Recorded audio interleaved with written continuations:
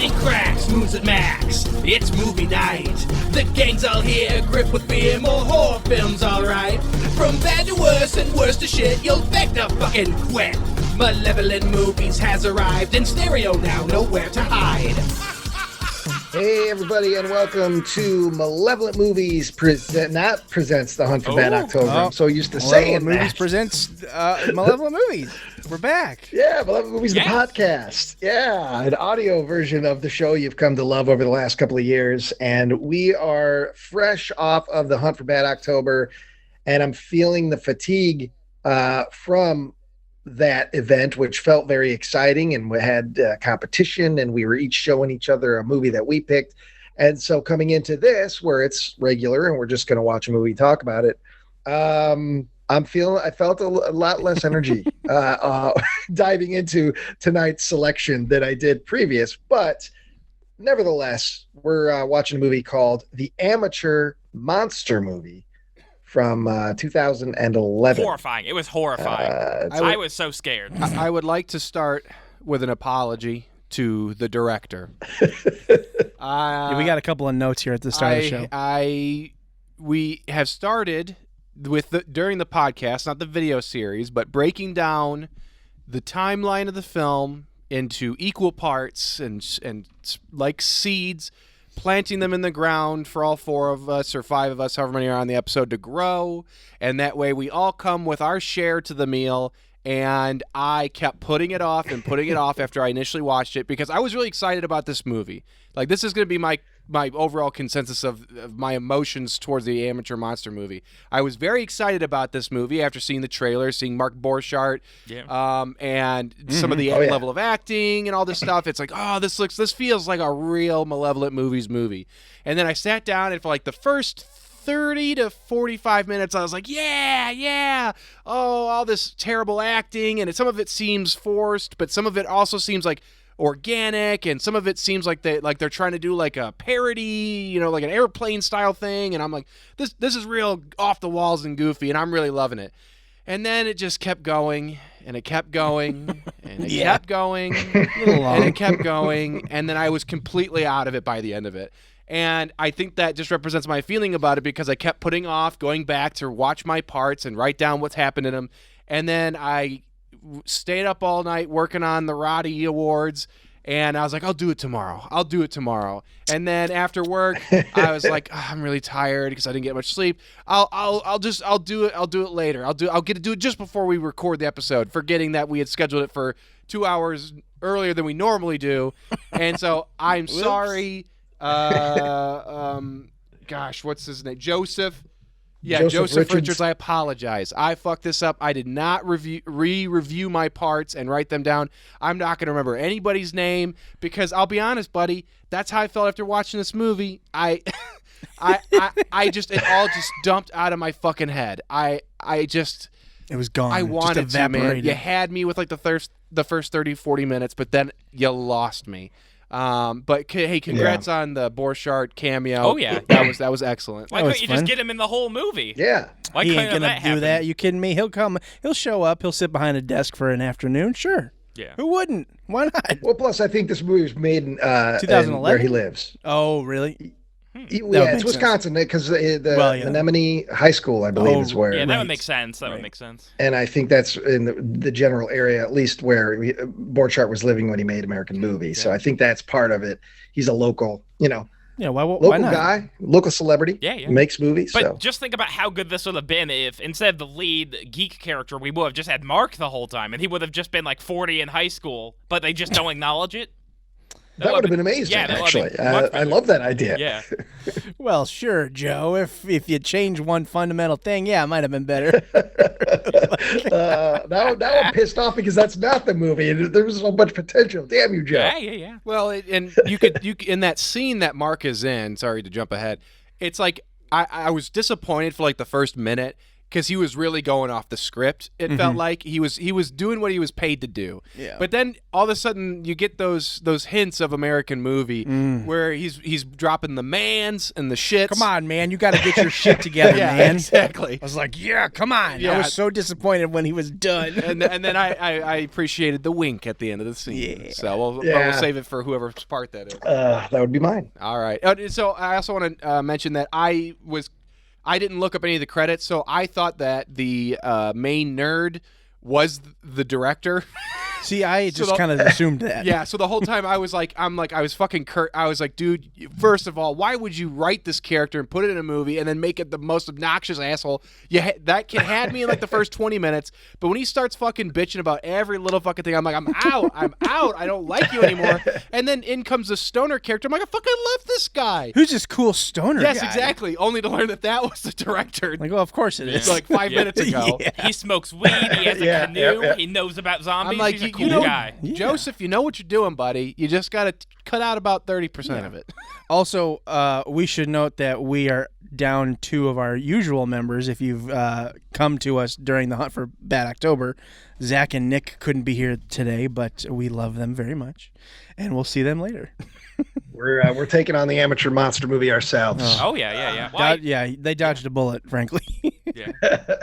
I think Zach messaged me and he said he actually had to store his Funkos, so I think that just a little bit busy. I don't believe any of that happened. Tell me about the amateur monster movie. So the amateur monster movie from 2011, directed by Joseph Richards, who also plays the co-lead character of Johnny Mason, who we'll get to in a moment.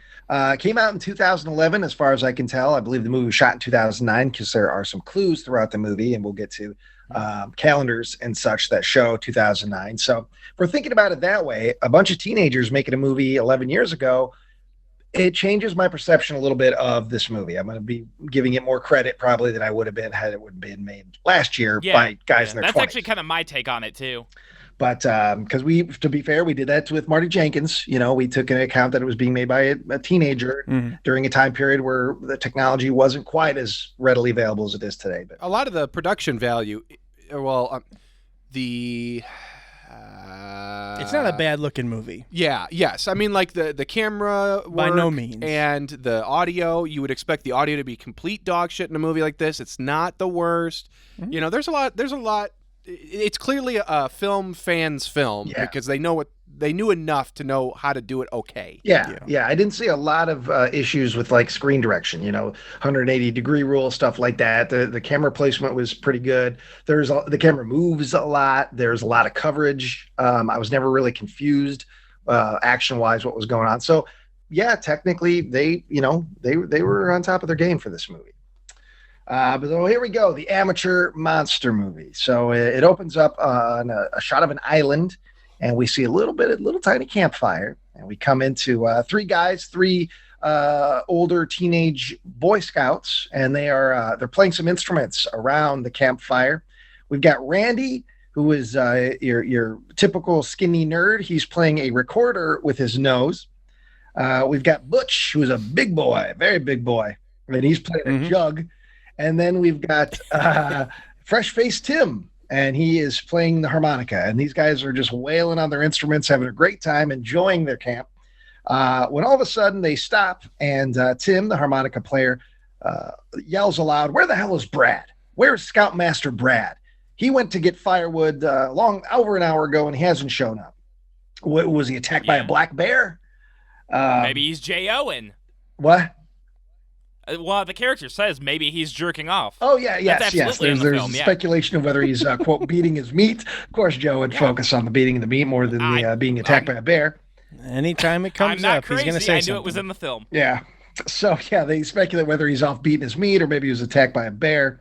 And Tim decides to go look for him. He gets angry that his friends aren't quite as concerned about the whereabouts of Scoutmaster Brad. So he gets up. He says some reference, and he says it in such a fast manner that I didn't catch what he said. I think it was a joke. I was going to rewind it, but then I made the decision, no, amateur monster movie.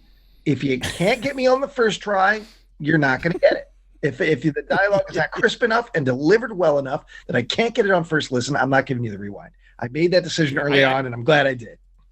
Yeah, I put on the subtitles after a bit.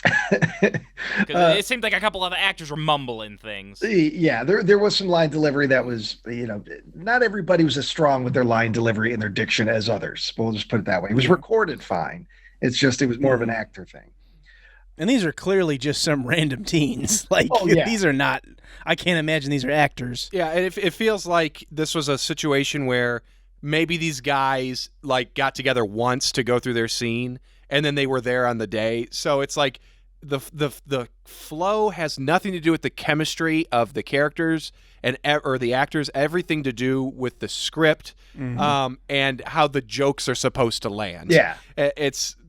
There's just, because Ryan, I messaged the guy saying, hey, I fucked up. I forgot to get my shit done ready for this episode. And what did you say, Ryan? We can wing it. There's no story anyways. It's just people sitting and making jokes. Yeah, it should be fine. And if the joke is landing in the scene, I bet they said, cut, print, move on. Yeah, we did it. Yeah. We're movie makers. The entire existence of Amateur Monster Movie, it's not to tell a story or to build a world. It is a framework for which they are allowed to make jokes. That's pretty much it. It's just random scene to random scene, a little bit of monster stuff, but it's mostly there so the characters can just rapid fire jokes. And it is one of those movies where their jokes are more about quantity than quality. So you get boom, boom, and you might get one or two belly laughs, and that will make you forgive that the next three jokes are lame. But before you can worry about it too much, you get hit with another joke. So they really... It's like the Mr. Show of horror movies. Yes, very rapid with the comedy. So that's kind of like, that's what I mean. The movie's not... Plot-wise, it doesn't really matter what happens. This movie exists for the jokes. But so... It's great. God, who is his name again? Tim, the harmonica player. He decides to go look for Scoutmaster Brad. So he leaves the scene, and we're left with Butch and Tim. Or no, I'm sorry, Butch and Randy. And it's at this point that Randy, he's the real skinny nerd type. He says, "Hey, let's make some s'mores. You want to make some s'mores?"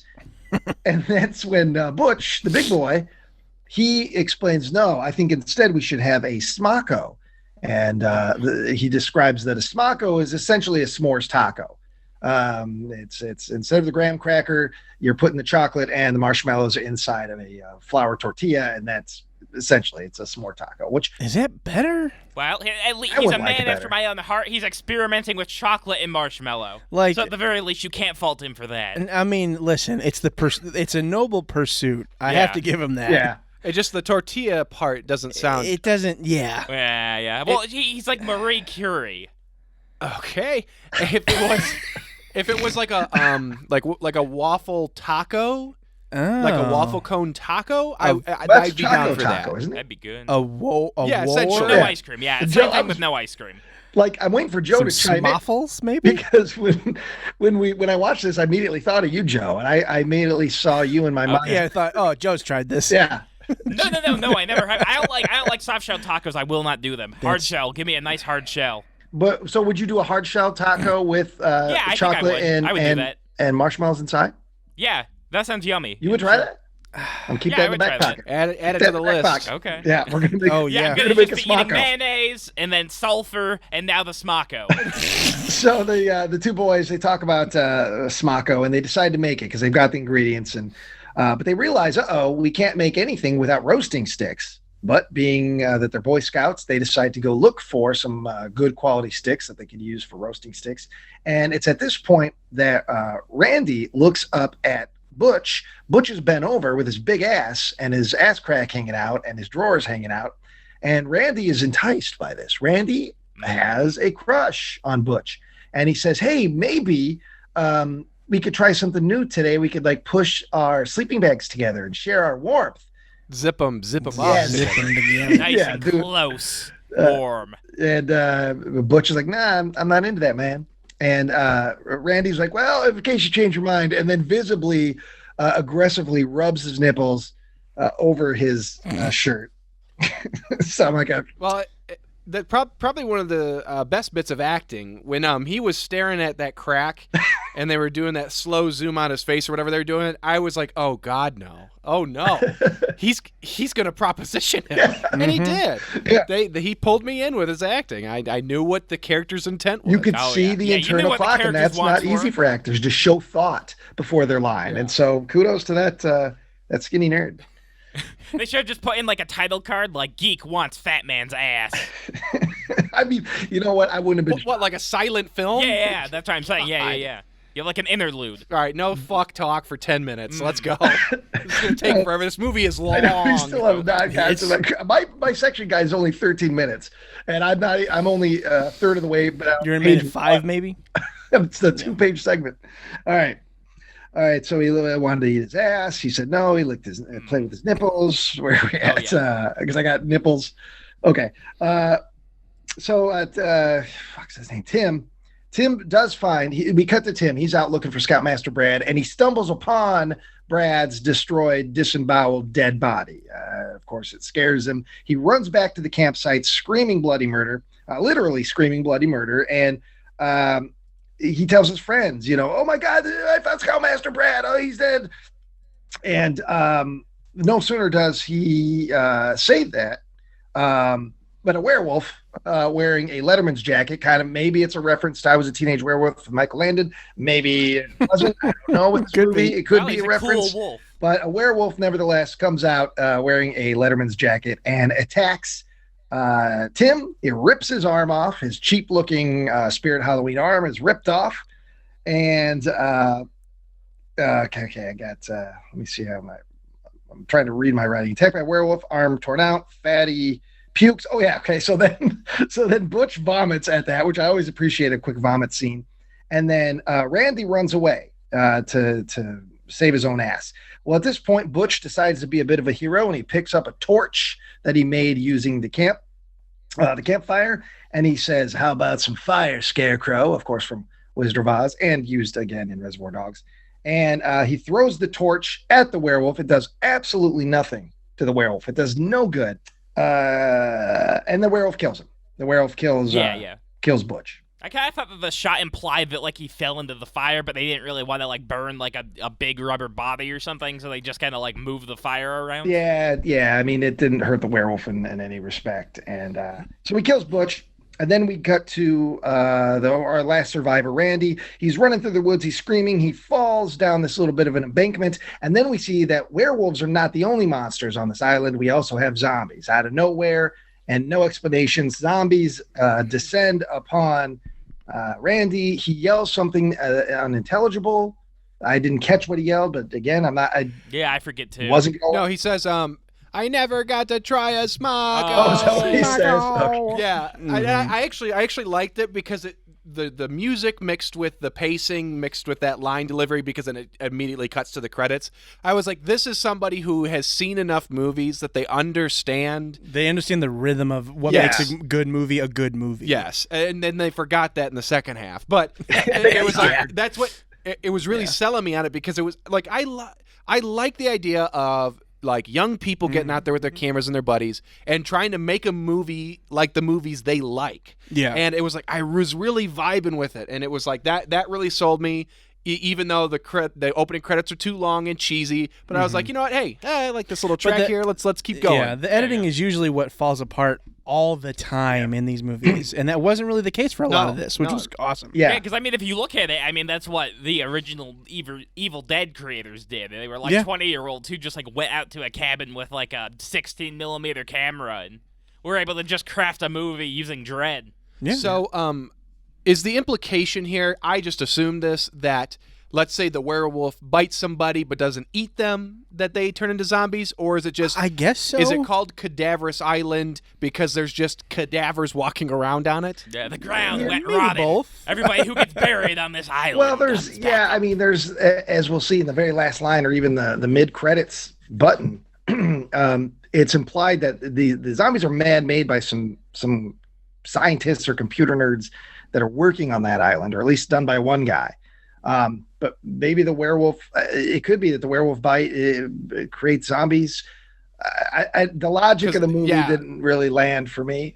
When Lycan Tech showed up, I was really on board at first, but then after scene one, I was done with them and everything they had to say. I was just... The best part about Lycan Tech was their name. Yeah. Yeah.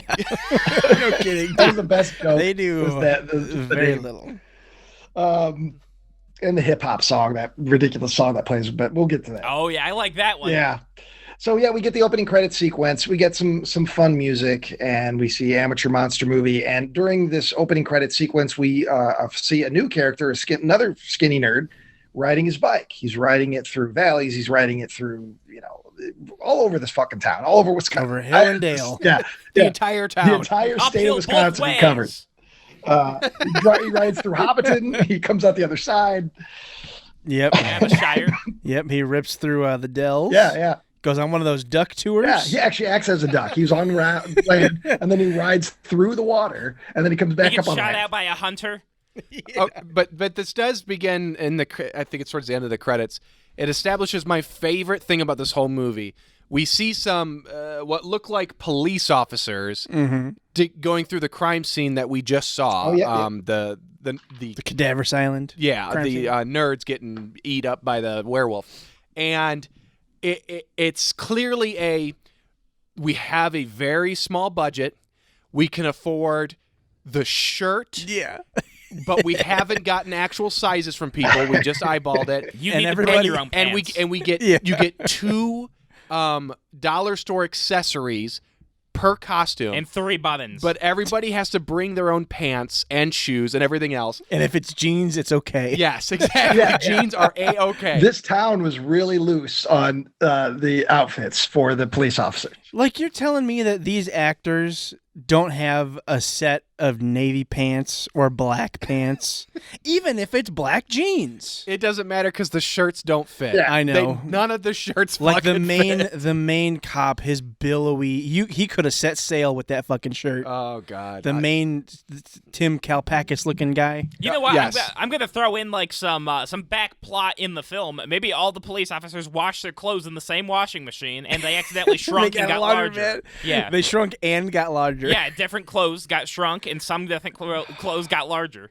Usually they wash them with the badges on. Some idiot, some intern, some Joe Buckley type took the badges off, threw them all in the wash, and now nobody knows what size they have. Yeah. Now, I get it. Well, did you guys notice even there was even jokes on the outfits? No, I didn't see that. They're little on the shoulder patch where it would say, the county. Mm-hmm. It just says, "I am police." Okay, so I didn't notice so that. if this was like Blood Diner, where the whole point is you get sucked into a world, they don't explain it, it just is what it is. Yeah. I kind of got a little bit of vibes like that. Mhm. They just didn't go hard enough into it. Yeah. Like they really needed to go No. all in on that. A little bit more. Yeah. Push it just a little bit more. More than just the cops' uniforms. You got everything. Push the goofy world building and cut down like 10, 15 pages. Well, they should have just like had like yeah. they should have just had like paper like cut out money like in Greasy Strangler. Like you just Sure. like toss in like $3, Inkjet, but it's got yeah. like George Washington scrawled on it. What's next, Ryan? We're at the school, is that correct? Yeah, we've just hit the end of the opening credits where our lead character pulls his bicycle. He rides up into the school, and he's promptly shoved off his bike by a bully, and that got the first legit belly laugh out of me. Ryan, did you catch the lead character's last name? Apparently? Yeah, Romero. There's How did that make you feel? at this point, They only say it like once, right? No, well, they don't say it a whole lot, and there are Does other it- references. I mean, there is one really decent Day of the Dead reference later on, and then there is one Night of the Living Dead direct dialogue where they repeat the dialogue toward the end. Yeah. And there's probably, But I more mean, that- so far as acknowledging that his name, like, does anyone ever say Mr. Romero other than doesn't Mark Bouchard say that? Oh, Mr. Romero, come on in. Yeah, I think he does, because then there's a running joke throughout the movie that nobody can remember Walter's name. Yeah. They constantly call him something else. So it's interesting that they go out their way to give him the Romero last name, but then they also make a whole bit where no one's ever saying his name anyway correctly. So it didn't bother me so much at this point because it was one little thing, and They didn't hit you over the head with it. All right. So anyway, yeah, Walter Romero is our lead now. We find out he's a nerd. He gets knocked off his bike, and then end of opening credits, he locks his bike up at the bike rack, but takes the wheel, so nobody will steal it. So he takes the tire inside, even though his locker is not big enough to hold a tire. And as he goes to his locker, he's in a good mood, even though he just got shoved down by a bully. He's opening his locker. And as he does this, right next to his locker, there's two other students, and they're whispering. And they're whispering things like, I don't think he knows. I don't think he's heard about it. He doesn't know. Look at him. He doesn't know. He doesn't know. And then we see inside Walter's locker a picture of Randy, the skinny nerd from the opening scene. And we put 2 and 2 together. And it's like, oh, he's really good friends with Randy. And he must not know that Randy has been eaten by zombies on Cadaverous Island. Next thing we know, I guess it cuts to lunch, and Walter is relaxed. He's sitting outside up against the wall, and he's reading a book called Thieving Alien Spies Stole My Privacy and Promiscuity, which I thought would come back somehow. I thought maybe it would be a fake author that this guy talks about. No, it's it. That's just one of the many groups that the amateur monster movie is going to throw at you in rapid succession. And maybe it'll hit. But my second belly laugh of the movie comes from another bully moment. Yeah, you just love the bully stuff. As she's reading this book, a kid just walks up and goes, hey, what's up, dude? And kicks his lunch, and then goes back like 5 feet to these girls. And it's like, yeah, I got his ass good. Oh, that is a good prank. That's clever. Like if somebody's just eating something, you go over and kick it. I mean, if somebody kicked your lunch is done. Oh, yeah. No, I'd eat it. Yeah, it's over. Well, Joe would eat it. Yeah, sure, I have no shame. If it's on the ground, I'll eat it. I But know. still. I know. Yeah, so, it's kind of established that Walter is picked on. He's already been bullied twice, physically in one case by people at school, and he doesn't really do much about it. So we've kind of set up the situation that not only does Walter look like a stereotypical nerd, but he's also a pussy. He doesn't stand up for himself. He doesn't fight back. Next scene, again, a joke I don't understand. Maybe it's an in-joke. We're in the classroom. Walter is in, looks like it's either English class or it's drama class, because the teacher is talking about how he thinks Shakespeare is gay. And he writes on the board, Shakespeare the queer. Yeah, that's the first thing we see him writing. And that he classic says, early 2010s humor. Yeah. Oh, yeah. Dude, what if this guy was gay? Wouldn't that be funny? And there's a lot of that throughout this movie. A lot You of saying that made me laugh. Yeah. I mean, Yeah. He wrote poems. I mean, if the shoe fits. yeah, sure. Yeah, so guess. the teacher basically says, do I feel Shakespeare is gay? Yes. Does that make me think negatively about his work? Yes. And then before you can really process the joke. That I did laugh at that. It's his delivery. He says it like fucking Porky the Pig. He looks I guess I shouldn't say like Porky the Pig, but he looks like a cartoon character. He looks like a cartoon character. He's all bouncy and everything. It was great. Well, and this is one of the scenes where it really kind of pulls you into the aspect that you're watching a movie. Yes. Because they're shooting in a high school.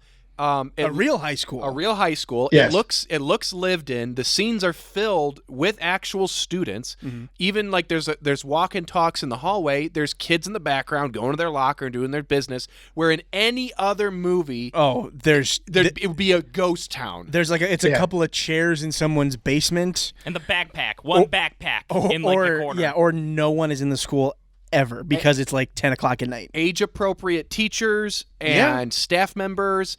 Like they hit it all. Like it's really impressive. Like for a movie made in 2009 or whatever you said, Ryan. Yeah. Like to get all of that, and the people had faith in this fucking dude. Yeah, and even that lit class or whatever, it's very short. And I would a lot of movies like this I would think would really just eat it up and there'd be all antics and shit. But no, you get an establishing shot. Hey, he's in this class. There's a teacher. Teacher does a joke. Hey, you got to come to the principal's office. That's it. It's perfect. It's great. It's great. Yeah, it's very economical. The scene. I wish the rest of the movie was like that. Well, it's probably because they had we've only got the building for so long. We've got adults here who have to go to constraints. jobs. Yeah. But it worked. This is a great example of why constraints are good. They needed more. Yeah. Ugh. If only that little shack was only available to them for a little bit of time. For a half hour it would have been great. Yeah.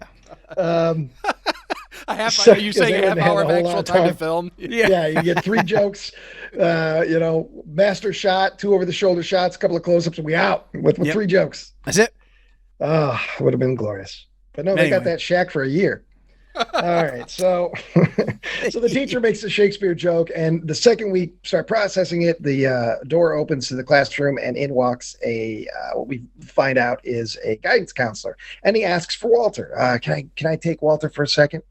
So Walter leaves, but before he leaves, as he's walking again, amateur monster movie, never letting a moment go by without some sort of goof. As Walter is walking by two of the female students, they brush the air from their nose, like as in Walter stinks. And I laughed at that. I laugh at all the bullying moments for whatever reason. Because you're a bully. Because I fucking hate Walter. I can already tell. But he's out in the hall, and there's a walk and talk in the hallway with the guidance counselor. And the guidance counselor is a big goofy guy, and he's doing bits too. Like, well, if I learned anything from my 2-year degree from that correspondence class. He's very much local theater guy. Local theater guy that is up for anything. Yeah, he's been in all these guys' movies, I bet. Hey, is there a scene that you could put me in with a hot young girl, and maybe I have to go up and smell her or something, be real lecherous? Maybe I have to pull her out of the river and give her mouth to mouth. Yeah, one of those guys. Yeah, he's that guy. We've met a couple of those guys in our films. Uh-huh. Yeah, absolutely. So basically, the whole point of this is he just tells Walter, he gives him bad news, like, look, Randy and the rest of those guys, they were devoured, just destroyed, ripped apart, and that's the goof, the counselor going overboard with the grisly details and kind of, not being sensitive. But also at this moment, and I feel that this was, even though there's a running gag throughout the movie that people get Walter's name wrong, I feel that there was a goof here, an accident.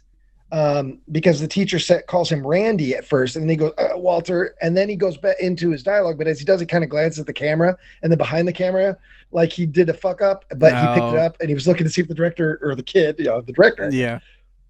I thought that was a blooper, maybe not, because there is a running theme that people can't remember Walter's name, but it felt like an organic little blooper, and I appreciated that they're like, fuck it, keep rolling, and left it in the movie, if that was the case. Walter hears the story. Obviously, he's very upset. He's crying. He's freaking out and everything. And next thing we know, he walks into an office and starts talking to Mark Borchardt. There he is from American Movie, and I got excited. I felt more energy because American Movie is one of my favorite movies of all time. I watch it probably, no joke, 2 to 3 times a year. It's a comfort food movie for me. So I immediately felt much better about this movie just having Mark on screen. And apparently they've got a good relationship. And he spills his guts and he says, I'm so sad Randy's dead, blah, blah, blah. And and Mark Borchardt playing Mr. England is like, why, man? Why? What happened? And he explains to him that he was attacked by some wild animal.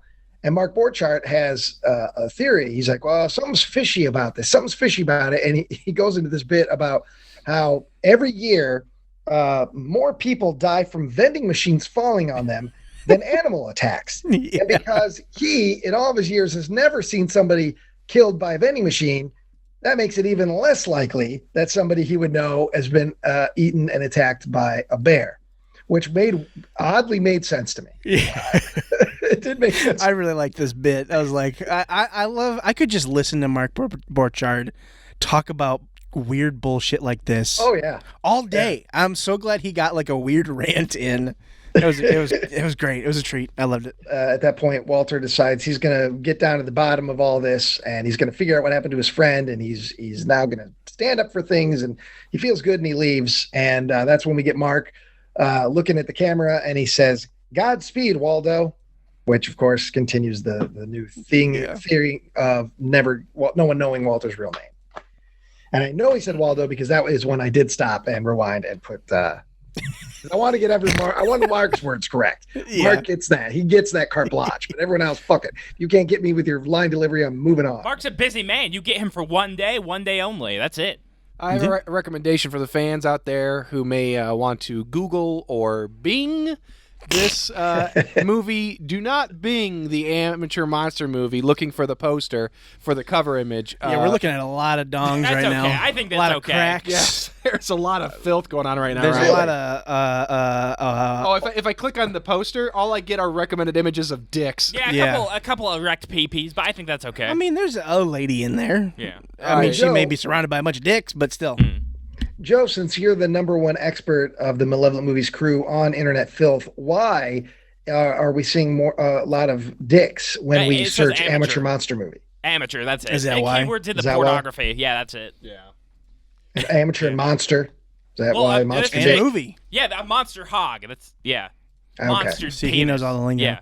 Well, And that's why I movie, knew we that, could that ask him, and explains he'd have it an right answer. there. Yeah. All right, so Walter walks out of school carrying his bike tire and almost blinds the viewers with the sun outside.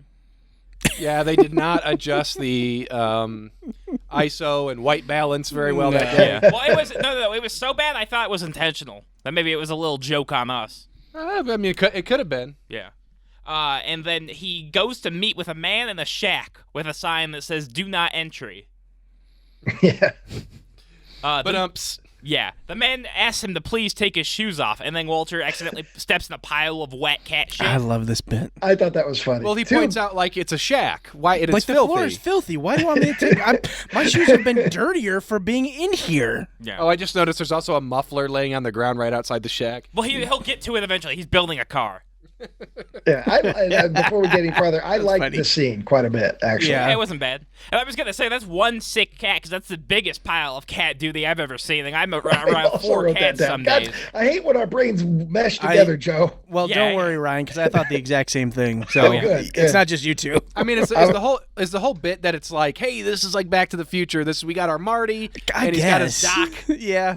I wish they kind of went with this a little farther, but but Doc is a sociopath, and this is like real world Doc, or like I guess this is 2009 Doc. Yeah.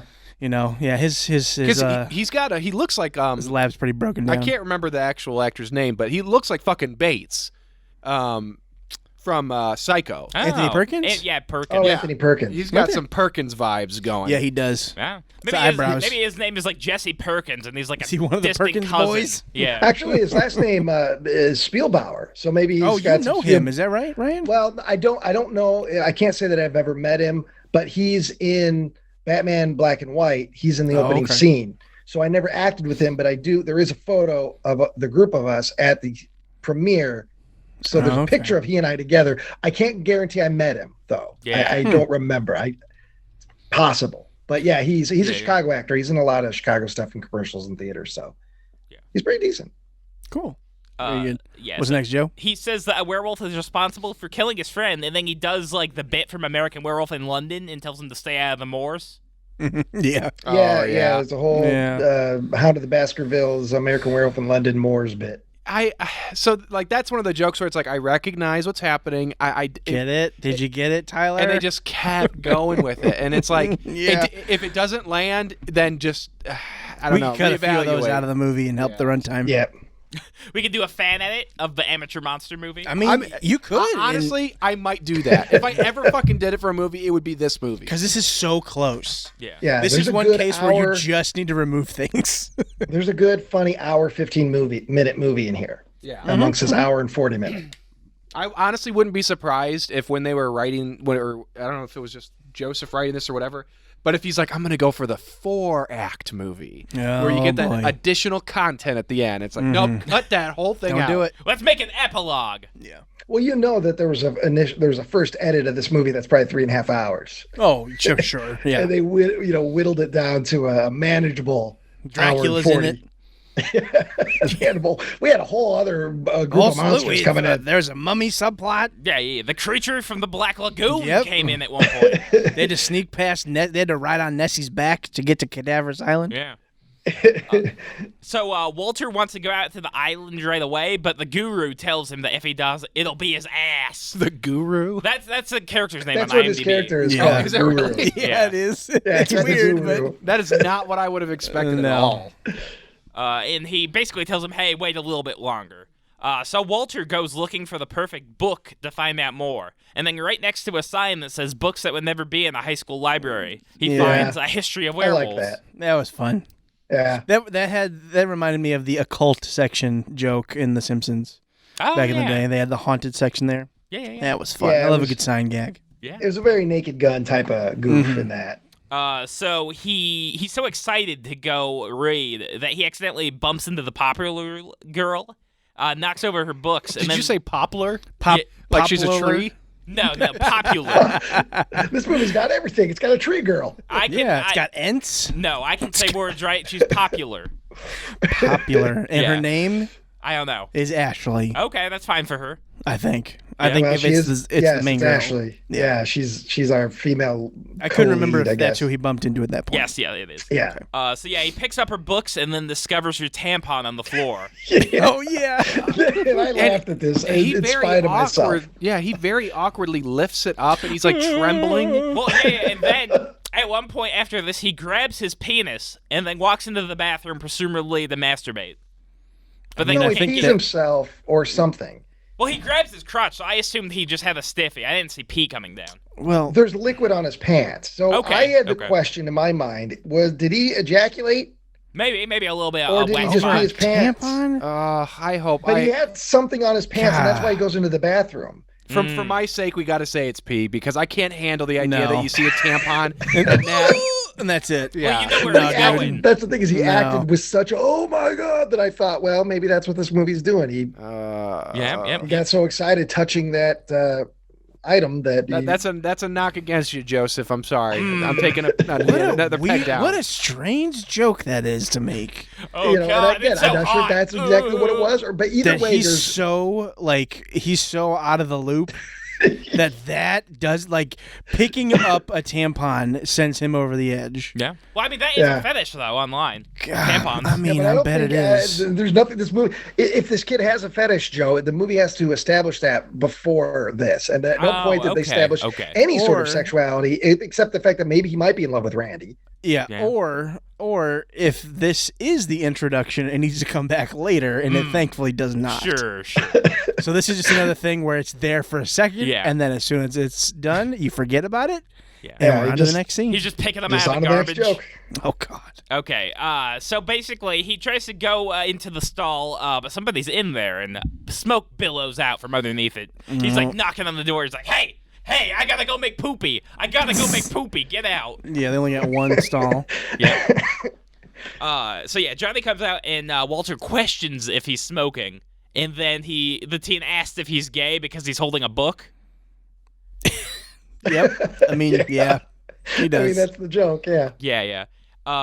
So yeah, Johnny tells him that he would be able to get him on a boat to go to Cadaverous Island if they go smoke some weed with the popular girl. They're gonna get her real stoned. Oh yeah, and they're gonna take her smoke dad's her boat. up. Yep, and Yeah, steal a she has boat. access to the boat. Yeah. Yeah. The whole thing is that if you get her high, she'll do anything. Oh yeah. Yeah. Yeah. All right, so I'm next here. So the Johnny says if oh my lord, what does this say? My pen was running. I had to switch a new pen.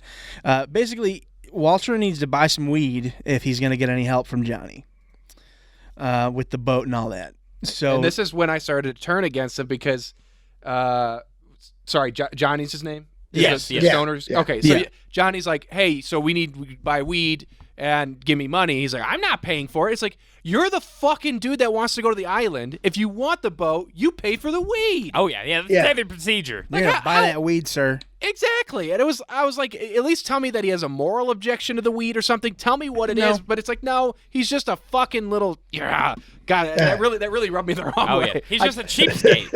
Yeah, I don't know what it is about cheapskates, but it's like that irrationally I get upset about Yeah. it. Yeah. Like, dude, you got to do this to help you. Like, Yeah, this kid Yes. doesn't need to go. This kid's just trying to get high. He doesn't need to go to an island and fight monsters for this nerd that he's Exactly. never met before. But he's Exactly. offering the olive branch of friendship, which this fucking guy should take because everyone else in that school is kicking his ass all day. Yes. Yeah, he can hang out with the cool 20-year-old who smokes weed. That Yeah. would Oh, actually yeah, be a he huge was- boost in its and popularity. he was, yeah, that's right. I forgot. There's a running joke about him being like clearly too old to be in high school. Yeah. Well, he said he got held back a couple couple years times. just because, Yeah, yeah. 'cause he's he was 20. probably so high, he probably failed his SATs He's or a whatever. high little kid. The thing is, he looks every bit of a 17-year-old to me. I mean, he looks like he does look like a high school kid to me. Yeah, he looked so, youngish. He looks a little bit fine. older than the other kids. You know, he's got the chin beard that may add to it. He's got facial hair. We had guys like that looking like that at Ottawa. Oh yeah, when I was a sophomore, there was a kid in my class who was already thinning on top of his head and had a beard, and he was the same age as all of us. So I don't know if he was. I don't know what was going on there, but he had like a little bald spot and he had a full beard and he was Swim 15. in the water, I guess. So they then go to the dealer's apartment, whose apartment is covered in writing. And the only one that I could see that I actually wrote down was getting higher than research monkeys. No, I don't know what that implies They get necessarily. those monkeys so goddamn stoned. Yeah? It's horrible. Yeah, it's horrible for them. Oh, well, Yeah. I learned something new today. Yeah, then. one time they just gave monkeys a bunch of acid and let them rip each other apart. It was awful. God, Jesus Christ. And it was like this. I was thinking about this apartment that they're shooting this in, and I thought to myself, this is probably somebody they know, some kid who rented a piece of crap house, maybe while he was still in high school because he's got a bad family situation, and it's a party house. And since it doesn't matter anyway, everybody anyone that comes over to hang out, they just write shit on the wall. And then they'll just paint it the weekend before they move Yeah. out. Yeah, easy. That's the vibe I got from this, is that wasn't something Absolutely. they built for the movie, but that's something that already existed. Yeah. Yeah. Yo, dude, can you give my house a tattoo? Yeah. Jesus. They also have a zombie tied to a chair who they think is just somebody who's still riding out like an LSD trip or something, did they say? Yeah. Or shrooms, He's maybe? just real high. Yeah, a it's little still trip. high. I thought I liked this scene. This scene was very funny to me. And then so it turns out he has bitten the dealer friend. The dealer, I don't know that I got his name. I just called him the dealer the whole time. But they Walter and Johnny fill the dealer in. They hey, we need some weed. We're gonna go to Ashley's, get her real high. We're gonna steal a boat. We're gonna go to Havers Island, figure out what's going on. And he just he asks about well, you guys will probably need some silver bullets if you're dealing with a werewolf.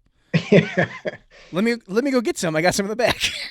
And they're like, cool, all right, that's Great. convenient. So while he's gone, they look at the TV and there's warnings of zombies. And they're kind of, if I remember right, they're looking at the TV and looking at the guy in the chair, and they figure it out. And then at that point, that's when the dealer comes back, and he's kind of like paler than he was before. Yeah, it's starting to hit him. Yeah, and he turns out he can't find the silver bullets. Yeah. Also, one thing I really liked about this that I truly got me real good was there is a map of the apartment on the wall with a "You are here." That was very funny, and I'm surprised I haven't seen that before. Yeah, the apartment is like coated in like Sharpie on the wall. Yeah. Yeah. But I like that there was like a hand-drawn map of like "You are here" right by the kitchen. Just in case you get lost. Yeah, which is helpful. That's funny. I like that. Oh, and then I wrote down "Goofy Cop Alert." We get some cops that are talking about zombies. They are all crammed into the front seat of a pickup truck. I gotta say it, guys. What? I love the second cousin Sheen removed. Oh my God. Charlie Sheen's bastard twin brother. Mm-hmm. Oh, the I main loved cop? him.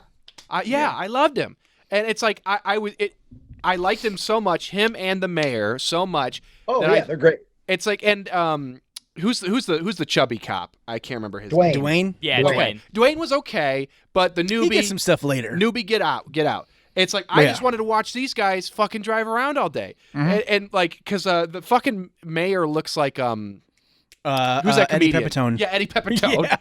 And so I was like, give me these dudes, give me these dudes. I don't forget the nerd. Let's get a celebrity remake. We get Eddie Pepitone, we get Kenan Thompson, and we get Tim Kalpakis. Yeah, it's just a movie about they have to solve the case of who took the big rock out of the park with the mayor's help. Well, it's like they wanted to go for like the angry police chief shtick. Yeah. But it's like these look like beat cops, and also they're all just yell. They open their mouths, and the first thing that comes out is "fuck you," and then they say their thing. Fuck you. Fuck you. We got to get this kid a cadaver silent. And because of what the movie is, and because of later on, there's so many references specific to certain specific Romero zombie movies. I thought maybe that Hopkins, part of the reason that he's screaming and angry all the time is it's supposed to be maybe a reference to Captain Rhodes Yeah, I from thought Day of that the too, Dead. maybe. Oh man. Because he kind of looks like him, and Rhodes just screams at people, abuses them the entire movie. You're out And of so your I thought- fucking mind, Frankenstein! And the fact that you've got the lead characters, Romero, and then you've got Johnny and Dwayne, and those are all references to Night of the Living Dead. I thought, well, maybe they wanted their Captain Rhodes, and that's what this guy is. But either way, he's great, and he's fun, and he never believe it or not, he never once grated on me. Like, No. I liked this character the I whole liked time. him a lot. He was just yelling and shit talking all the time and inappropriate, and But he sold it. That actor went in whole hog. Here he is. Think about the adult. I kept think about the adult actors, whether they have film experience or they've just been doing theater for years and years. These are adults who've probably done a lot of acting in one way or the other. And they're in this 19-year-old kid's movie, this goofy comedy, this 19-year-old kid in Wisconsin is making, but they're giving it their all. Like, they are doing the best they can with their acting and their performances. And I appreciated that. Yeah, sorry, I forgot it was my time. Oh, yeah. I was just sitting here watching Tyler's doing something on Photoshop. I was just zoning out watching him. I'm just building the cover image. The stuff, yeah. But, I was just applauding Ryan's monologue. Listen, I've been listening back to our episodes a lot lately while I've been drawing, and I just kind of got into a rhythm of, I'm just listening to Ryan talk. This is great. Hey, I love it. Listen, Ryan and Brian every day. Love it. Oh, yeah, it's so sultry. That's a theme of my life. People just get used to hearing me blab on, and they're like, "Oh, you're done?" Yeah, that's fine. No, Listen, I'm just pausing to eat. That's what we're doing. That's why we're doing this. So it turns out these good old boys are on a mission, and they visit a farmer whose name I don't remember. But Mack, Farmer Mack, and he's great too. Yeah, I liked Farmer Mack, and so they all pull up at his farm, and his wife is like tied to a post out front, and she's doing some kind of like zombie Tai Chi looking moves, where she's just kind of flailing her arms a little bit slowly. Zombie aerobics. Yeah, thank you, zombie aerobics. So clearly we see what happened. She has been zombified, and we come to find out that she was unhappy with the color of the shingles on the silo or on the barn or something. So she went on up there to paint them, and she fell off and smacked her head onto a rake. Yeah. And then she died came back. And then came back. Yes. She died and came back as a zombie. Is the implication that she was bitten at some point? No, they never implied that at the very least. Yeah. It seems like it's actually like a Night of the Living Dead thing where like all dead things are now going to come back to life in this town or whatever. Yeah, that's what I got out of this. And then she did, unfortunately, bite their son, Mack Jr., because he comes out of nowhere. So the confrontations get a little heated between our main cops, and then some other cops roll up. Well, and so the mayor. The husband is clearly it's the property owner. It's a family friend. It's somebody, because like they're acting. They are acting, but it's not acting that you would like. But it's like I loved it because it's so awkward. But then like everybody's just screaming at each other. They're all saying "fuck you," "fuck you, dude! I'm gonna put your wife down." No, don't fucking do that. Dude, fucking just kill his wife. Fucking kill his wife. Yeah. So the mayor shows up with two. Yeah, the mayor shows up with two cannon fodder officers. Yeah. One of whom is bit by Mack. And the other one is killed by the wife. Excuse me. The other one, one of them's bit. He tries to shoot himself in the head. He misses, apparently. Just kind of clips his head a little bit, and then he eventually finds his brain. Right now. Yeah. I didn't realize that at that point that the Mack takes that opportunity of violence to try to run away, waddle away. He unties his wife first. He unties her. Yeah. Yeah, well, I just have it on right now. Yeah, nobody's killing my wife except for me. I mean, if somebody's got to do it, I would. Yeah, I'll do that. All right. So who's gonna put you down, Joe? I don't know. Probably you, Tyler. What are you talking about? Yeah. Gotta be you. Turns? Anybody else wouldn't do it right. Like if the headshot is the final of a zombie, that means we can all shoot Joe at some other point in his body. You know? That's and true. Then Tyler will get the headshot. Joe's one of those zombies. Joe's one of those zombies that will not be felled by a single bullet. Oh yeah, he will be charging at us, and his belly will absorb a couple. Yeah, I'm like one of those big giant fat zombies in Left 4 Dead. Just You're like a boomer. chucking. You're gonna explode. Yeah. God, just chucking bile. All right. Yeah. No, I was just gonna say one swelling up with gas. Yeah. One big issue I had with this film is I don't know why they didn't spend like a tiny bit more time or money making the blood not look like red water.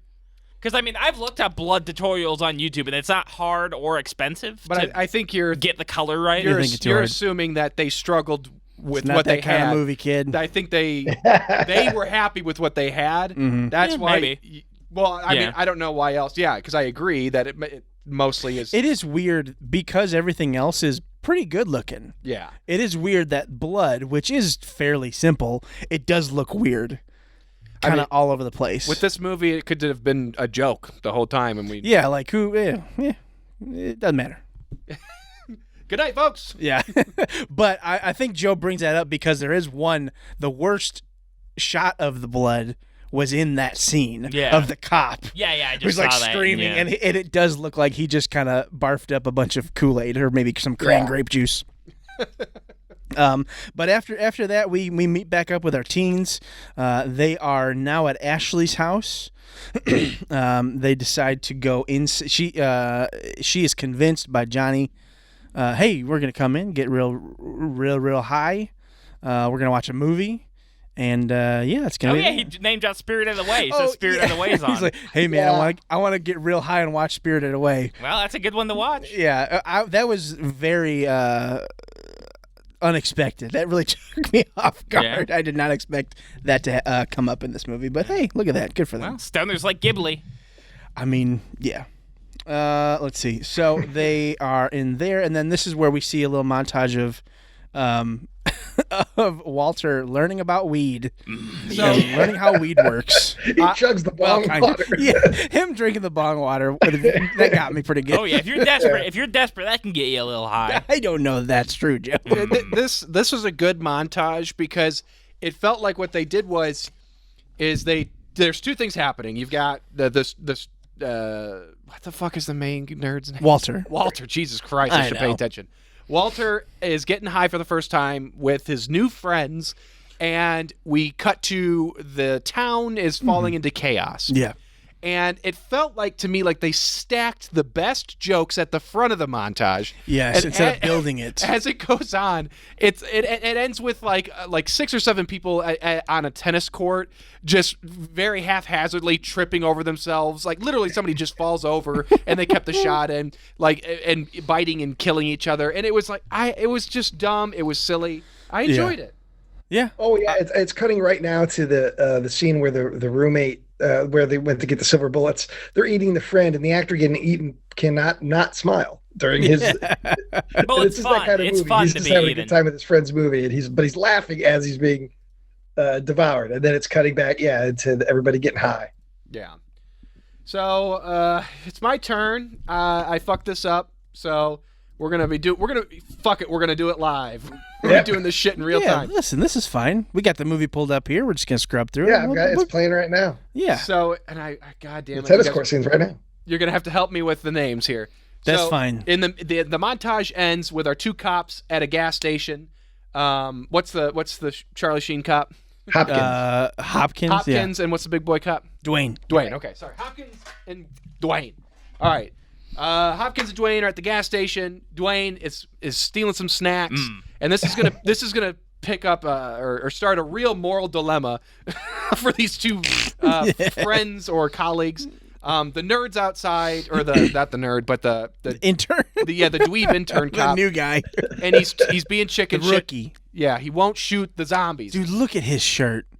Yeah, It's untucked. Tuck in your shirt, man. Not only is it It's untucked, but it's like he's down like 3 buttons. It's tucked in. It's just wide open to get that Because it's chest out. huge. It's like a 3X, and he's a large. They snapped off in the washer. Yeah. But Dwayne comes out with his arms full of Twinkies and shit. Yeah. And zebra cakes. There was definitely zebra Yeah, cakes. yeah, on there's it. zebra cakes. I think I spied a ding dong. It made me very, very hungry. But Hopkins is not down for this because he is messing with the rule of law. They are the law keepers. These cops are, as they're just like popping people on the head, barely checking to see if they're zombies. And so it continues this hyper violent language of "fuck you, dude," the rule of law, and they're screaming at each other. The mayor's at the back of the.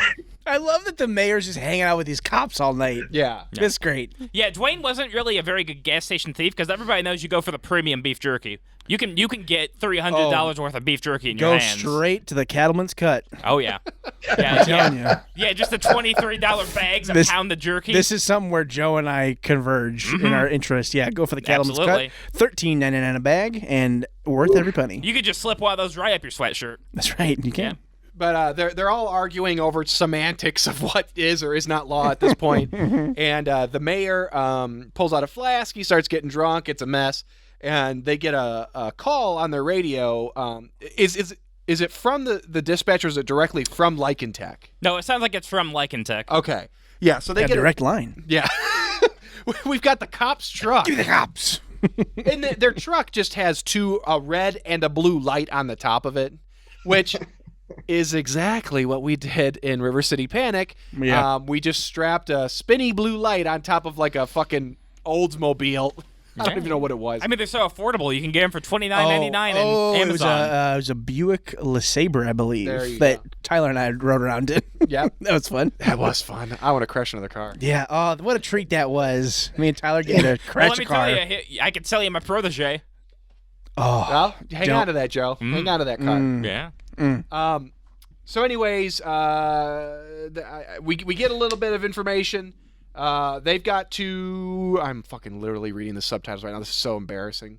Malevolent movies, folks. Stick around. Listen, it's great. I did. You read it for a second. I do like this scene at the gas station. There's something about just like the very quiet, like whipping past of a car in the middle of a movie. I like that. I like it for stops. You get to breathe for a second. Yes, it's nice. It's something that you rarely get in these movies. It's a chance for everybody just goes, you know what? Let's just talk for a minute.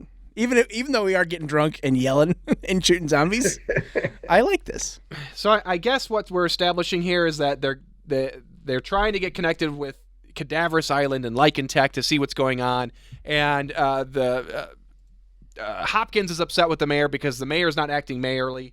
And we cut back to our stoner friends, and what's the girl's name? Ashley. Ashley walks in, and Walter. Well, she's there making Rice Krispie treats. Oh shit! And sorry. Walter slides in. Yeah, I thought it was the other way around. But she's stirring up what you can barely tell is a Rice Krispie I thought treat. it was ramen.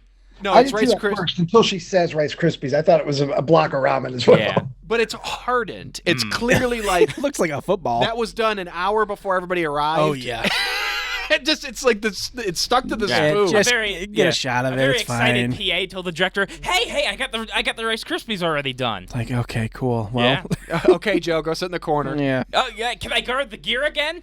sure, I'm a gear guard. Yeah. Can I be in the credits as that, please? sure. Oh God.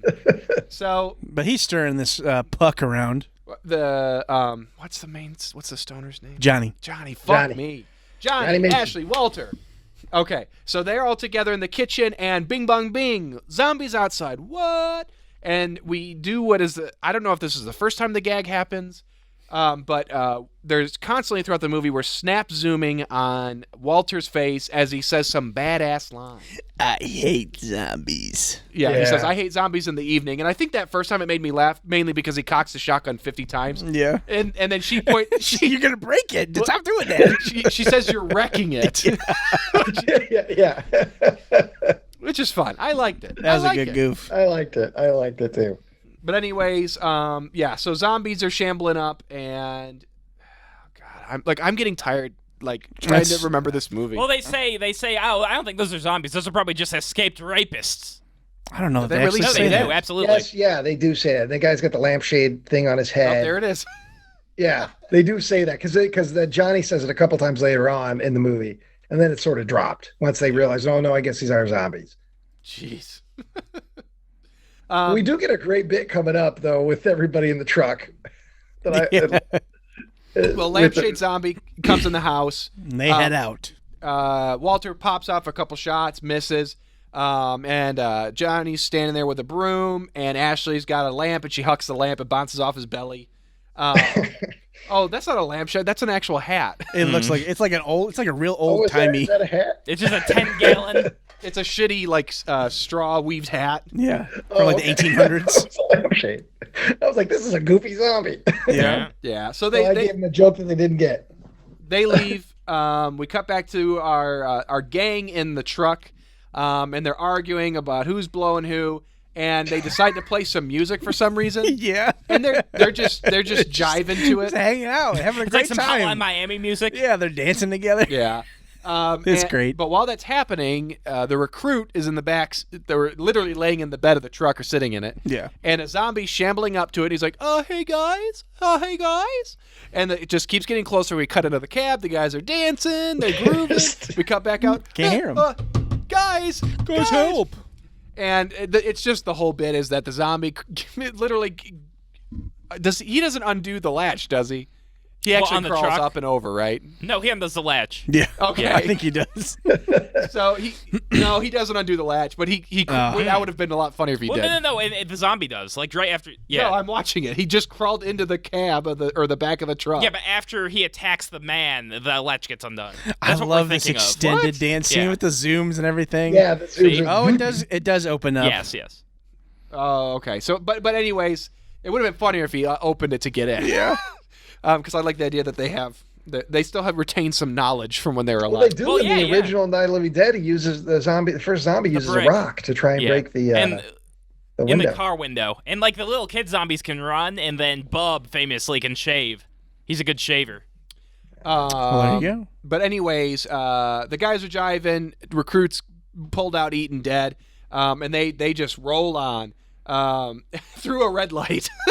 Yeah, the cops. It's a couple of cops and the mayor. Who cares? Yeah, Yeah, they it- can't be arrested. And it was probably 3:30 a.m. Oh, yeah. when they were filming.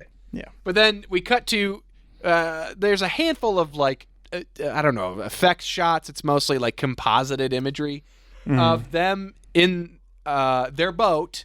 They got their boat, and it's like you've got this hyper-realistic moon that's glowing, It's way too bright. but there's like you don't. The rest of the scene is not bright. It's very dark, except you have a little bit of glow coming from our group in the canoe, and it's just nice. I love those weird like, hey, look, they were probably super pumped about it. Look at this shot. It looks great. Yeah. No. I bet they got it from freeclips.com that you can use in like your movies for Um, It's public domain. 2009 though, Joe. So I think Yeah. that might still be around. I don't know. Yeah.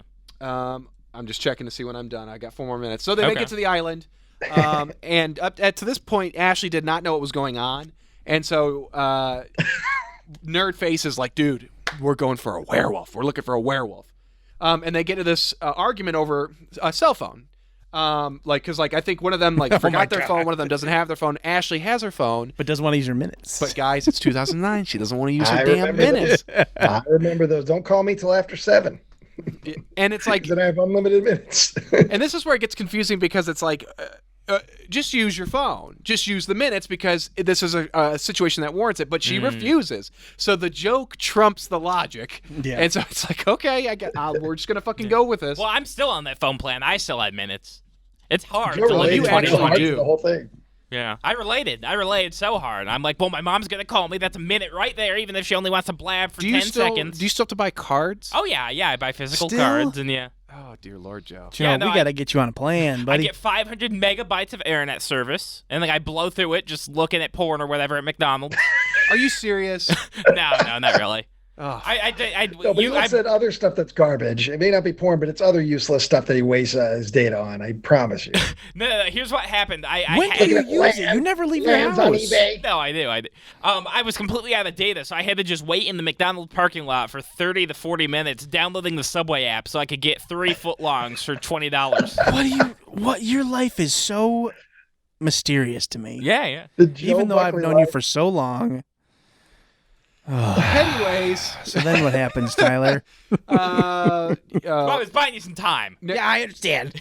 I This is knew. turning into the man with no brain. We're learning more weird shit about Joe. Yeah, what the yeah, fuck yeah. is a lost episode? Nerd Boy brags about his shotgun abilities, thinking he's all tough and shit. And they find a boat with there's some people messing around in a boat. Hey, what's going on over there? Blah, blah, blah. And it's zombies. Oh, and then zombies come from over here. And then zombies come from over here. And suddenly they're surrounded. And Johnny wants to do a little goof here. He wants to do the Thriller dance. And it so- worked for me. God damn it. It worked. Hey, I laughed the That's second funny. time I watched it too. Because he goes up to a group. He starts doing his groove and his dance. And it is funny. It's a tight goof. But they get back to Thriller back. reference. They're back to back, and they don't know what to do. The shotgun, I think he jammed it at this point or something. And it looks like, oh my gosh, they're toast. And then what do they say up to the? There's something about like, hey, what's up with that middle-aged woman or something like that. Oh no, who's that old bitch? Sorry. Yeah. Less respectful, Tyler. Yeah, sorry. Yeah. Who's she the ends up being hang? just called the old ringleader. Yeah. So who's that old bitch? And she says that it's a real tight shot on her face. She looks very serious. What is she gonna say? Come with me if you want to live. Oh, Get it? Remember? Okay, I've got a great idea for a joke. She just comes in completely naked, right? Like Arnold. And like, yeah, her big tits are flopping around, and it'll be like a Terminator Oh, reference. If it was a full-on nude middle-aged woman, Yeah. Who appeared in a ball of electromagnetic light? Yes. Naked? Sure. Hey, fucking bum, bum, bum, bum. I'm ready, dude. Yeah. Yeah, I would have stood Let's up and go. applauded. Fuck yeah.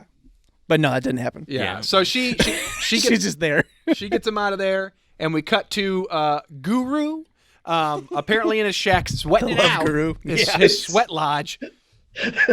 Sweat check.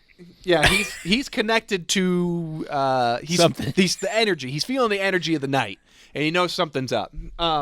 But we cut to our truck gang pulling up to another gas station. The truck is fucked up. So and it's dirty.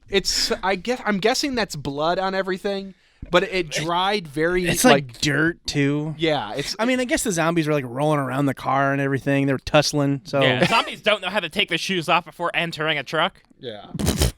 They got Well- very muddy feet from the they grave. all stepped in cat shit. They walk around to the bed of the truck, and open it up, and lo and behold, there's some bits and bops and a gun, and maybe a badge. Our boy is gone, and they're not too upset about it. I love they didn't know that he was gone Yeah. for this long. And they make a They joke make about jokes how about it. maybe that was the wolf man. Ha ha ha! Bing bong bing. And there's a boat. There's a dock right nearby. I'm not quite sure. Oh, maybe this is like a boat gas station. I don't know. What's I mean, going on. those are things. Yeah. It's just weird. Yeah. One from I think one gas station to the next. I think they say that it is the police's boat, so maybe they like store it there with the other people's boats. Maybe. Well, It's like a wasn't their river boat- rescue thing. Their Yeah. boat taken. It's gone. So they have to take a That rowboat. was the There's main a, people. There's a lot of business with boats at this Yeah. point in the movie, Yeah. and I kind Boat logic. But of they- checked it. Yeah, a lot of boat logic. Yeah. But they I get checked into out. another huge argument, which they're just screaming. I love it. So, Yeah. Dwayne's acting like a baby. He wants his life jacket, and Oh, yeah, yeah. Hopkins is just screaming, "Fuck you, dude! Get in the fucking boat! Fucking goddamn it!" It's all wet. This life jacket's all wet. Yeah, he's going to be going to HR later for The all boat's this. out too far, so they have a hard time getting in it. Yeah. All right, so I am done. So let's It's go a to somebody whole- who knows what they're talking about. Ryan, I think it's my second part. All right. Hour and 20 minutes. God damn it. listen, And we're it's going. and we're 53. Hold on. Yeah, we're at 48 minutes We're, into this the is movie. good. We're going Yeah, on we're a good breezing clip. through. Yeah. So we're not too much. Yeah, we're only going to behind. end up with 2 hours and 40 minutes of raw no, audio. no. I mean, maybe. All right, so our gang, Ashley, Johnny, and Walter have been taken in by this old woman, this old ringleader, and she takes them to this house, and we're introduced to some new characters. There's a couple of guys sitting at some computers, and they're introduced to these guys. They are Database and Digits, and they're two angry computer nerds talking their shit. And then we're also introduced to another character, Mandy Hollywood. Now, Mandy Hollywood is Well, hold on a second. The scene for our fans, if you haven't watched the movie yet. So I was under the impression that Cadaverous Island is just like an uninhabited island. Me too. It's Yeah, just that's it's what I out in the middle of the lake or wherever it is. Yeah, And on there's the not a river. lot going on there. But apparently a company has posted up and built it's not a cabin, it's like a house. It's somebody's fucking house. And They've set up shop there. but it looks like a house. So Yeah. apparently Yeah. this is a company that just built a house to live in for 3 employees and a beautiful woman and her cousin. And it's so fucking confusing because it's clearly somebody's actual house in town or something like that. I don't know. Maybe this is actually like in a wooded area, so maybe it's somebody's cabin somewhere that they're saying is on the island. It's Yeah. so fucking confusing. Sorry, Ryan. Go on. Yeah. Oh, no, I mean, that's fine. This is where we find out that this is actually a group called Lycan Tech. And they're on this island doing stuff, and it's kind of confusing what they're doing, and they don't really say what they're doing. And but they're kind of mysterious. It's a mysterious group, and like, what are you guys doing here? Are you familiar with the werewolf? Are you familiar with the zombies? And then we're introduced to Mandy Hollywood, who is a big girl meaning she's tall, first of all, and she's Big thick, and tall. and she's big-breasted, and she is the object of lust to almost every male she comes into contact with in this movie, with the exception of Walter. Yeah. So when she's introduced right away, Johnny's like, ooh, and we get this quick little goof where her hair is like blowing in the wind. It's like a music video bit. Yeah. There's a song about big girls need to get fucked too or something. And it's funny and stupid and silly. And so now we know, okay. And then also not only does Johnny looking at her, but Database, who is the bigger of the two computer nerds, he licks his chops. I mean, he's all into her too. People are drinking too. There's a lot of substance abuse going on, more than just Johnny getting high. Everybody here's drinking at this point. Yeah. Let me if your job involves touching a computer, most of your workday is just spent almost blackout drunk. That's pretty standard in IT, I've heard. Oh, is it? Yeah, is that true? Who are all the IT people you've been talking to? Me? Reddit/IT. Well, I do that. Jesus Okay. Christ. Are you mostly drunk? No. Okay. Well, you should upgrade your workstation with a little vodka. I mean, listen, we have some at the home, but no. Okay. No, Joe. Some people got to work, Joe. Yeah. I don't. I don't partake in that. So Well, I that's said okay. some people. Yeah. Joe didn't work when he worked. Sweep That's up a true. few popcorn kernels, and he probably Dodge could a eat couple of that. mice, you'll be fine. No, I'll tell you a little theater story. There's actually a big curtain there with a hole underneath it, so you could just sweep all the garbage underneath it and not pick it up. I mean, that's true. Oh yeah. Well, there you go. Yeah. All right, so yeah, we meet Mandy Hollywood. She's beautiful, and then we also meet. We find out that Booker, this character Booker, Oh my God, who this Tyler guy. has pointed out, looks kind of like he could be the younger brother or weirdo cousin of Bradley Cooper. He's got Bradley Cooper eyes. It's fucking uncanny. When he first showed up, so Tyler sent us a screenshot and said, "Oh, Bradley's in this movie," into our group chat. So I knew to look out for him, and it didn't dawn on me right away when he actually showed up in the movie. But there's when like he sits down. For some reason, whenever he sits down, he looks like Bradley Cooper. Yeah, and the smile. He's got the Bradley Cooper eyes. He's got the smile. It's the look, yeah. The Bradley Yeah. Cooper gut. No. No. No, No. Bradley Okay, Cooper's I like don't a know who that handsome is. fucking built man. I don't know who it is. I'm Yeah, sorry. I assume he was a Hollywood- big fat guy. Hollywood fat guy, Bradley Cooper. I don't know. I don't know. Joe saw one part of A Star Is Born. I thought he might be like Chris Farley. I don't know. No. Okay. Oh, to me, you're bullshit, Bradley Joe. You Cooper, know who Chris Bradley Farley, Cooper is. They're the same. Hard The C's. Hangover. I haven't watched that. I don't know. The guy You from don't The have to Hangover. watch He's it, from you Wet know Hot what it American is. Summer. No, The but I guy don't from know actors. Limitless. Okay, I don't know actors. He doesn't know actors, No, he I don't know says. his name. Oh, yeah, but certain actors or certain movie stars, you know who they are just because they're pop culture. They're everywhere. There's memes. I mean, Yeah. And folks, at home, if you haven't figured it out yet, Joe doesn't really actually like movies. no, he doesn't. No. I just have facial blindness. No, you don't have facial blindness, dude. You're so full of shit. No. You just don't care enough about movies to remember anything. No. It's because the actors are a good guarantee of quality for a movie. It's always the directors. I care about directors. I don't You disagree don't with care you. about directors. You care about two. You pissed it. You fuck. Shut up. God, you're so loud. Your mic is down now. Yeah, you're done. And when Ryan comes back, he gets all the time he needs to say what he's Well, going to he's say. gonna be out of sync. He's gonna be delaying. Yeah, Joe, Can you you're hear- lucky that dropped out because I was about to rain on your parade, Buckley. No, Ryan, go for it. His mic is down. Oh, I'm saying you don't you say I care about directors, but you don't because you only know two directors. You only know the work of Stanley Kubrick and you only know the work of David Lynch. Many other fantastic, great classic filmmakers. You can't even tell me the titles of the shit they've directed. Name one Don Siegel movie. Thank you for turning back up my mic. I don't know that one. I like the Coen brothers. I like Tarantino. You don't say. Yeah, I like Paul Thomas Anderson. He's a good director. Yeah, a handful of people, but for somebody to say I only care about directors, you don't watch a lot of directors' output. You know, it's the same standard people. Paul Thomas Anderson, Quentin Tarantino, the same handbook of directors. But going way back, you can't. It's the directors that Reddit have had strong careers. Yeah. I mean, we're not wrong, Joe. Well, Yeah, that's just a fact. Hideaki Anno, I like him. Yeah, I know you do.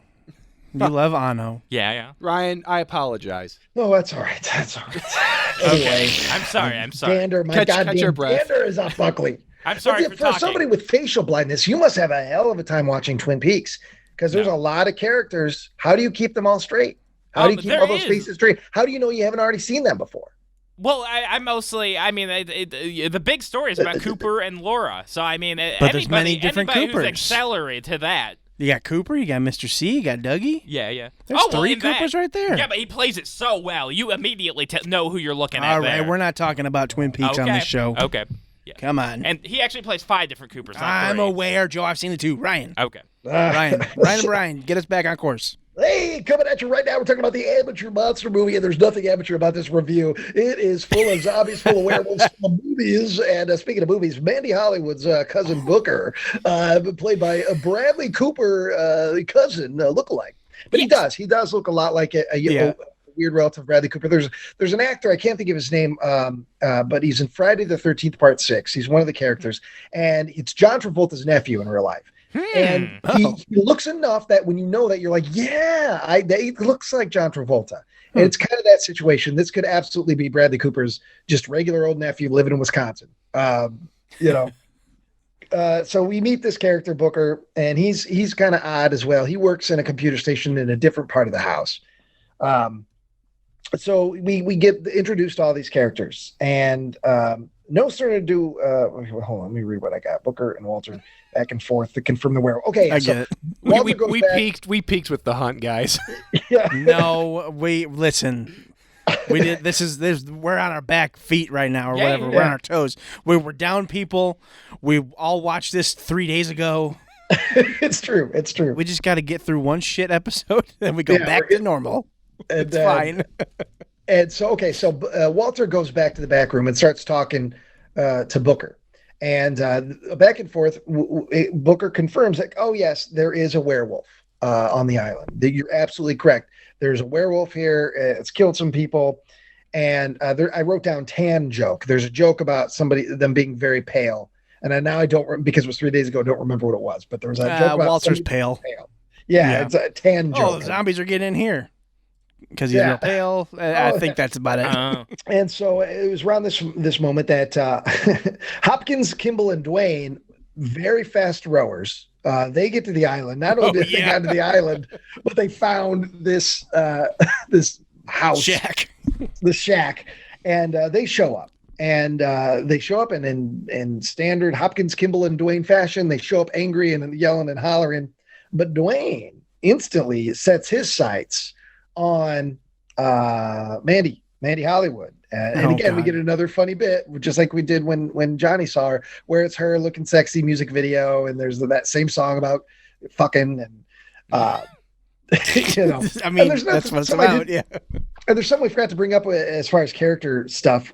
Mayor Kimball's got this whole obsession with the idea of the buddy system, and he brings it up throughout the movie, the buddy system. And it's at this point in the movie, the buddy system also collides with a constant theme of people wanting to double team people sexually. Oh, yeah. What was that about? That kept coming back. Yeah, let's get him real drunk and then we can double team him. Or let's get him real high and we can both fuck him. Like, what are you... What? What the fuck is this? My take was that it was... What a weird joke. The creative team find the concept of buddies tag teaming a woman to be like, ew, why would you do that? Isn't that weird and funny? But also, we take we take our local weird actors and they're the ones that want to do it. Isn't that fucking weird and funny? Like, that was the... Oh, yeah, Mayor Kimball loved it. Well, and like, okay, that guy specifically, I believe him. That's funny. Yeah. But doesn't Dwayne do it later? Oh, yeah, everybody. Dwayne says it to Johnny later. And Johnny doesn't like it. He's like, no, man, I'm not into that. It's like, no, I'm good. No, thanks. I'm not doing a Wisconsin spit roast. Johnny, for being the biggest drug hound of the movie, is also the moral centerpiece of amateur monster movie, believe it or not. Johnny's often saying, no, that's not a good idea. And he's against getting Ashley drunk and double teaming her. So, all right. He's the best character of the movie, I think. Yeah. He's also the writer director. He knew. He's like, look, it'll pay off. Yeah, he's going to come out looking good. Yeah. I may not make myself the lead, but I get it at the end. I'm not embarrassing myself. Yeah, no kidding. So the guys show up. So we've pretty much got all of our cast here at this point, and they start yelling at each other, and they're like, "Look, we need to get the fuck off the island." And we have two boats. There's a rowboat and the motorboat, and which I'm surprised. Then there was no. Oh yeah, there is a motorboat joke. I was going to say there is. Yes. There is a motorboat joke from Dwayne, I believe, says or laughs at the motorboat. Amateur monster movie has it all. Yeah, I was going to say they totally glossed over that joke, but then I was like, no, they did. So they make the decision. Okay, we don't have enough people. We can't all go in one boat, but we have two boats. One's a rowboat, one is a motorboat, and we're going to split up into teams. So Johnny, Mayor Kimball, Mandy, Dwayne, and the old woman, now dubbed the old ringleader, they go into one team, and then Hopkins, Walter, and what the hell did I write there? Ashley. They are another team. And so they split up and they're going to go find the different boats and get to safety. In the meantime, Booker and the two other nerds, Database and Digits, they're staying behind. They're going to continue to do whatever the fuck work is so important. Yeah. Yeah, what are they doing? Do they ever say what exactly they're doing? No, the one guy's just always playing with a spreadsheet. He's always playing. Yeah. He's always playing with like Excel. He's just typing shit and making graphs. And the big boy, Database, he's just drinking. He doesn't do any work. They got a catalog which Pokemon are the best. That's their entire spreadsheet. Yeah. All Maybe 700 they're of making them. a spreadsheet of all the movies they've stolen on the internet and they put on Plex, but they have such bad internet, none of their friends can watch the Plex. Yeah. Wow. And Wow. the other guy's trying to desperately mark off all the ones they've actually watched. Well, But he's got to sift through so many. yeah, I'm up to 1,600. That's not bad. Yep, and you've watched 6. I've watched a little bit more than that. All right, so now our two groups have split up, and they're looking for the different boats. And Hopkins is all about getting to safety. We're getting in the boat. We're getting out of here. And Walter's like, no, I didn't end up here accidentally. I'm here for a reason. I want to kill this werewolf. There's a werewolf on this island. And he easily convinces Hopkins that they should stay and indeed fight the werewolf. And then we cut to the other group, which is, like I said, Johnny, Mayor Kimball, Mandy, Dwayne, and the old ringleader. And there's another goof where Dwayne is hitting on Mandy. And he says something like, you don't look very old. How old are you? And she's like, oh, well, that's so sweet. And he just interrupts her. Tell me you're 18, goddammit. Yeah. Just tell me. And again, despite myself, I laughed. I thought that too. That was funny. Because I didn't expect it. I thought he was going to flirt with her, and he just screams at her, "Tell me you're 18, goddammit!" Yeah, and again, it's during that. Then we also that is when we get another buddy system tag team joke from the mayor to Johnny, and Johnny's like, "No, man, not into that." All right, so that group with the old ringleader and the mayor and Johnny and them, they get attacked by the werewolf. The werewolf finally shows up and it scares them and they split up. They go running in different directions. Mandy has a couple of jokes where she gets stuck in various weeds and on branches, which makes her have to take off a little bit more clothes, exposing more cleavage. Johnny, though, comes to her aid and rescues her. And they're, like I said, they scatter into different directions. And then meanwhile, Hopkins, Walter, and Ashley have gotten to their boat, found their boat, but they hear gunshots. They hear the other team is under attack. And so they decide we got to go help them. And Walter makes this dumb joke about Spider-Man. I guess you got to be there. It's pointless to say what the joke is. And that's where my scene ends. They decide that they're going to go to find the other group and save them and rescue them. So the guru arrives on the island with a shotgun with silver bullets. And he gets immediately attacked by the werewolf? Yep. Yeah. Were you hoping for a laugh there, or? No, not really. I gotta say, I really like the bit of Johnny running away while smoking his joint still. Yeah. That was a good goof. I like that. Yeah. You know what? Hey, Joseph, go audition for stuff. You're a decent actor. Dude, Joe, you've got clean up and shit like this. You kidding I me? could just be in Not the you, amateur Joe, monster movie. the director. No, the director, Joseph. God damn it. Okay, No, that's fine. Joseph. Your fortune lives or dies with us, Joe. Sure. No, I'm talking to the director. I think that you need to audition for stuff and act in things, not just create your own stuff, because you are good. Yeah. You are funny. You have an understanding of comedic timing and elements. And he feels like a real person. yes, exactly. Like he felt like just some kid, because he is. He did a good job. But it doesn't always translate into acting like that, which is great. These guys are still making things, right? They have a pretty extensive YouTube catalog. They've done like a lot of I don't know if they were considered web series or just YouTube stuff. They have that news show. Yeah, and then they've got a bad movie podcast. Look at that. He's cooking up something. Birdland. I just assume Birdland is upcoming. His upcoming film, Birdland. I mean, that's got to be horrifying. I mean, I would love to see he's what 31 years old now. He's 31 years old. Oh, so am I. He's been fairly prolific since making the Amateur Monster movie. Well, Joe, we're not too far apart from each other, so we can get together. Let's do something. We get together. We do a podcast crossover. Oh, that'd be great. Yeah, so we can have a good Joe on the show for once.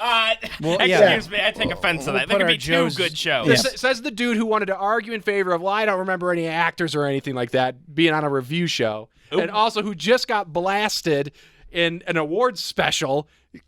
but I picked the best movie. Technically. All right, where are we?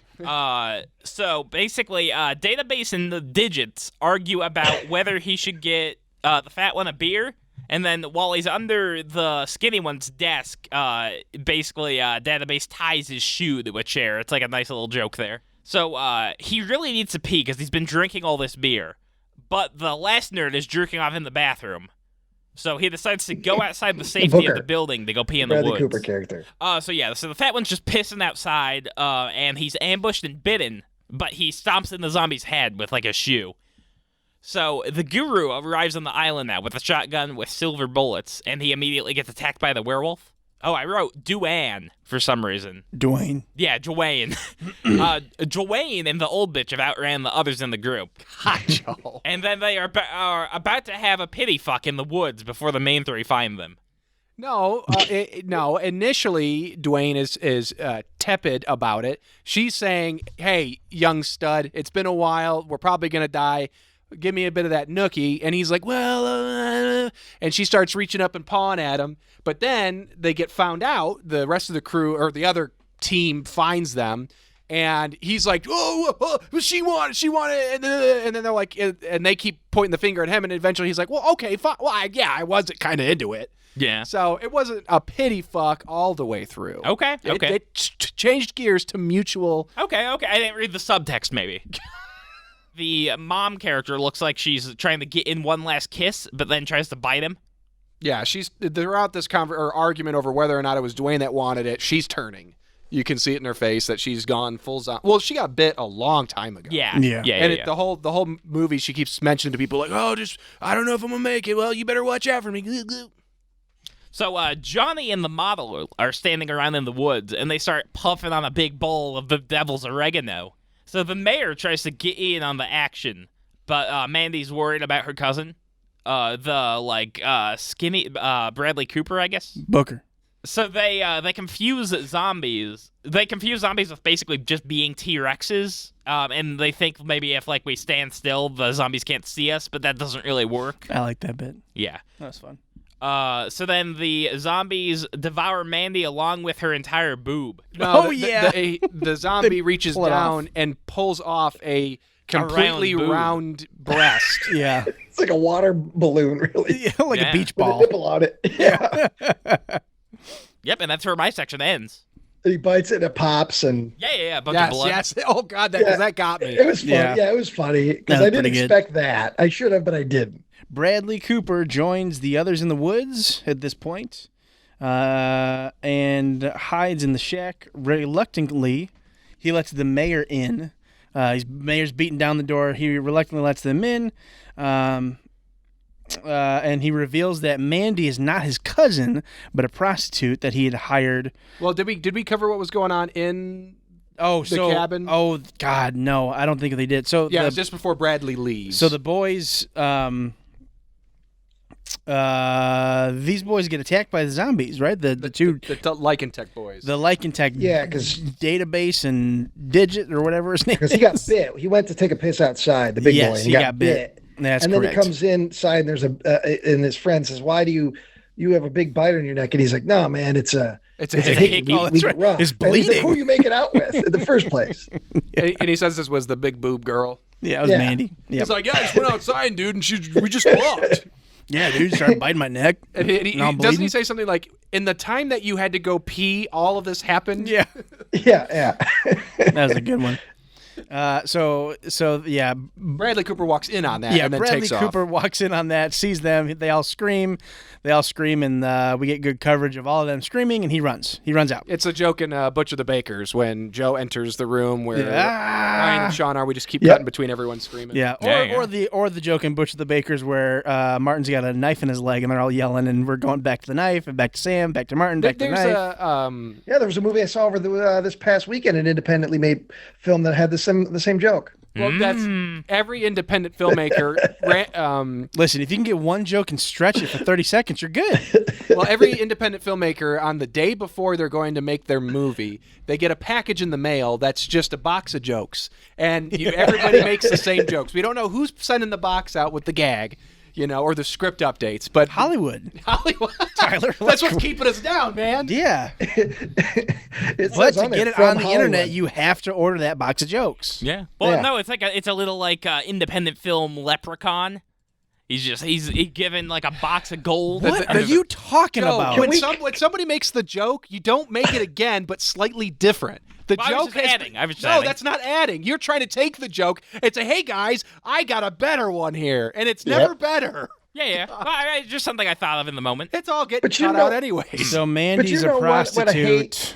is that Joe now apparently. makes me want to see the Leprechaun, indie Leprechaun. I know. Yeah. See. I want to see the indie film Leprechaun that rips on all the stupid indie film tropes and that we see all the time now. Well, that could See, be it's your not new YouTube channel, Ryan, where you just shit on stuff as a leprechaun. No, I want Joe to do it. Yeah. So Bradley Cooper and Eddie Pepitone are hiding in some other shack, not the main shack, Shack an, 2. an auxiliary shack, and they have a drink. They're lamenting, I don't know, life. They're getting drunk, is what we got. Yeah. And they discuss. And then we go back to the cops, and they're discussing guns and weapons. And at this point, Walter takes his shoes off. And there's a goof about how his socks stink, and it's called back to, well, I stepped on some cat shit earlier. I thought that was fun. And he dumps a bunch of rocks in his sock, and Yeah, that's his it's- weapon. And he goes out into the night ready to kill a werewolf with his sock full of rocks. I mean, that's what happens in Death Wish. The original Death Wish with Charles Bronson is the first thing he does. He's this mild-mannered architect. The first thing he does is he goes and he gets a bunch of quarters, and he goes home and he puts them in a sock, and that's going to be his weapon when he goes out as a vigilante. So I don't know if that was supposed to be a Death Wish thing or if that's just a regular, a sock full of quarters. You hear that all the time, I guess. Yeah. I don't know. This is the first time cat poop's ever been involved, as far as I've heard. So they're all trying to gear up, and they go back into the shack now that the power's been cut, I believe, or if failing that, it's at least dark in there. They come back, they see the aftermath. There's dead bodies on the ground. Everybody's dead. They're freaking out. Oh my God, what are we gonna do? What about him? But there's no time to figure that out for too long because there's zombies are coming, and Booker is out there alive. And apparently they know this somehow. I guess they just assume that he's still alive. Dwayne watches the door while the cop and Ashley go just like looking for other stuff in this shack here. They're just checking out the place. There's a couple of rooms. I guess they're just kind of recon. And Walter's there just swinging his dirty shit sock around. With Dwayne. But during their investigation, they run into Johnny. Apparently, Johnny's just still hanging around the shack, and now they're all together. He and Johnny and Dwayne are talking about Mandy, and I believe we get another buddy system double teaming joke here. Yeah. They all decide to stay inside, but Walter is not. They all want to stay inside and just wait out the night, I believe. But Walter doesn't want to do that. He wants to go find this guy. He wants to go find the werewolf, kill him, get revenge for his dead buddy. The whole crux of the movie. He says, fuck this, and he goes out into the night with his poop sock. Now I've lost my place. He's got. It's kind of what happened with everybody when they slowly stopped paying attention as this movie went on. Yeah, this is He asks Ashley to join him, and everyone shoots him down. No one will go with him. So he leaves. The cop wishes him luck and warns him that he may be on. Hey, you're probably going to be on your own after this. If you go out there, we're not going to come help you. He leaves, and he leaves the door open. Then we go back to Bradley Cooper and the mayor, and they're now out of booze. The mayor's kind of losing it, and they discover that the zombies are moving away from their location in the second shack, too. They also spot a gun out there. Then we see Walter is out in the woods just tracking the werewolf, like sniffing the air. And then we go. Well, he's a Boy Scout. Yeah, he knows how to track. Yeah, he's a tracker. He's like Aragorn or Strider, as they call him. Red Dead 2. Yeah, it's like Red. Yeah, he hit the double sticks, and you see the little gold thing, Eagle Vision. Yeah. Here is the. Then we go back to the cabin. There's a lot of cuts here. We're cutting between everything here. We go back to the cabin again. Johnny and the cops are boarding up the windows, even though Like and Tech said they did. Apparently, they just sat everything in front of the windows. And then there's another double team joke I wrote here. Ashley starts praying, and Johnny says, "Hey, Ashley, church was this morning." Which that's a very weird joke. Well, no, that's Night of the Living Dead. That's when they at the beginning of Night of the Living Dead, and they go to the cemetery, and he says, "Praying for church." He's a church morning because she's praying for the grave. He's what I mean is and I laughed at that just because they took the dialogue and just plugged it in, but it actually made sense in their movie too. So their zombies are coming back again, and they rip Dwayne's arms off, and he is eaten by zombies. And that, I believe, is the end of my second part here, which leads Tyler with the end. Yep, Tyler, who doesn't remember anything. So here we go. That's fine. We got it pulled up. Okay, so Johnny, Ashley, and Hopkins, right? They're the only three left. Now that Dwayne's dead. Okay, so they're hanging out there. Oh, sorry. Dwayne is in the midst of getting killed right now. I guess that's into your part, yeah. Okay, yeah. Because this is, oh, God. I started to the movie's falling apart at this point. Yeah, I started having an anxiety attack. As soon as they all go to the shack and then they leave and then they come back to the shack, no. Leave the shack and be done with the shack. Yeah. These guys are back in the shack. They get attacked. Dwayne is killed. And then I'm like, I can't fucking take this anymore. I'm sick of this fucking island. I'm sick of this fucking shack. And then they go deeper into the shack. Yeah. And they lock more rooms. They lock themselves in like a closet or something. And so it's just three people in a very tight room with one light shining on them, and I'm fucking. I'm like, get me out of here! Wait! End this!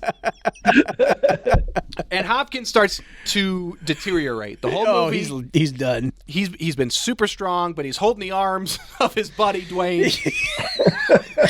And they got from Spirit Halloween.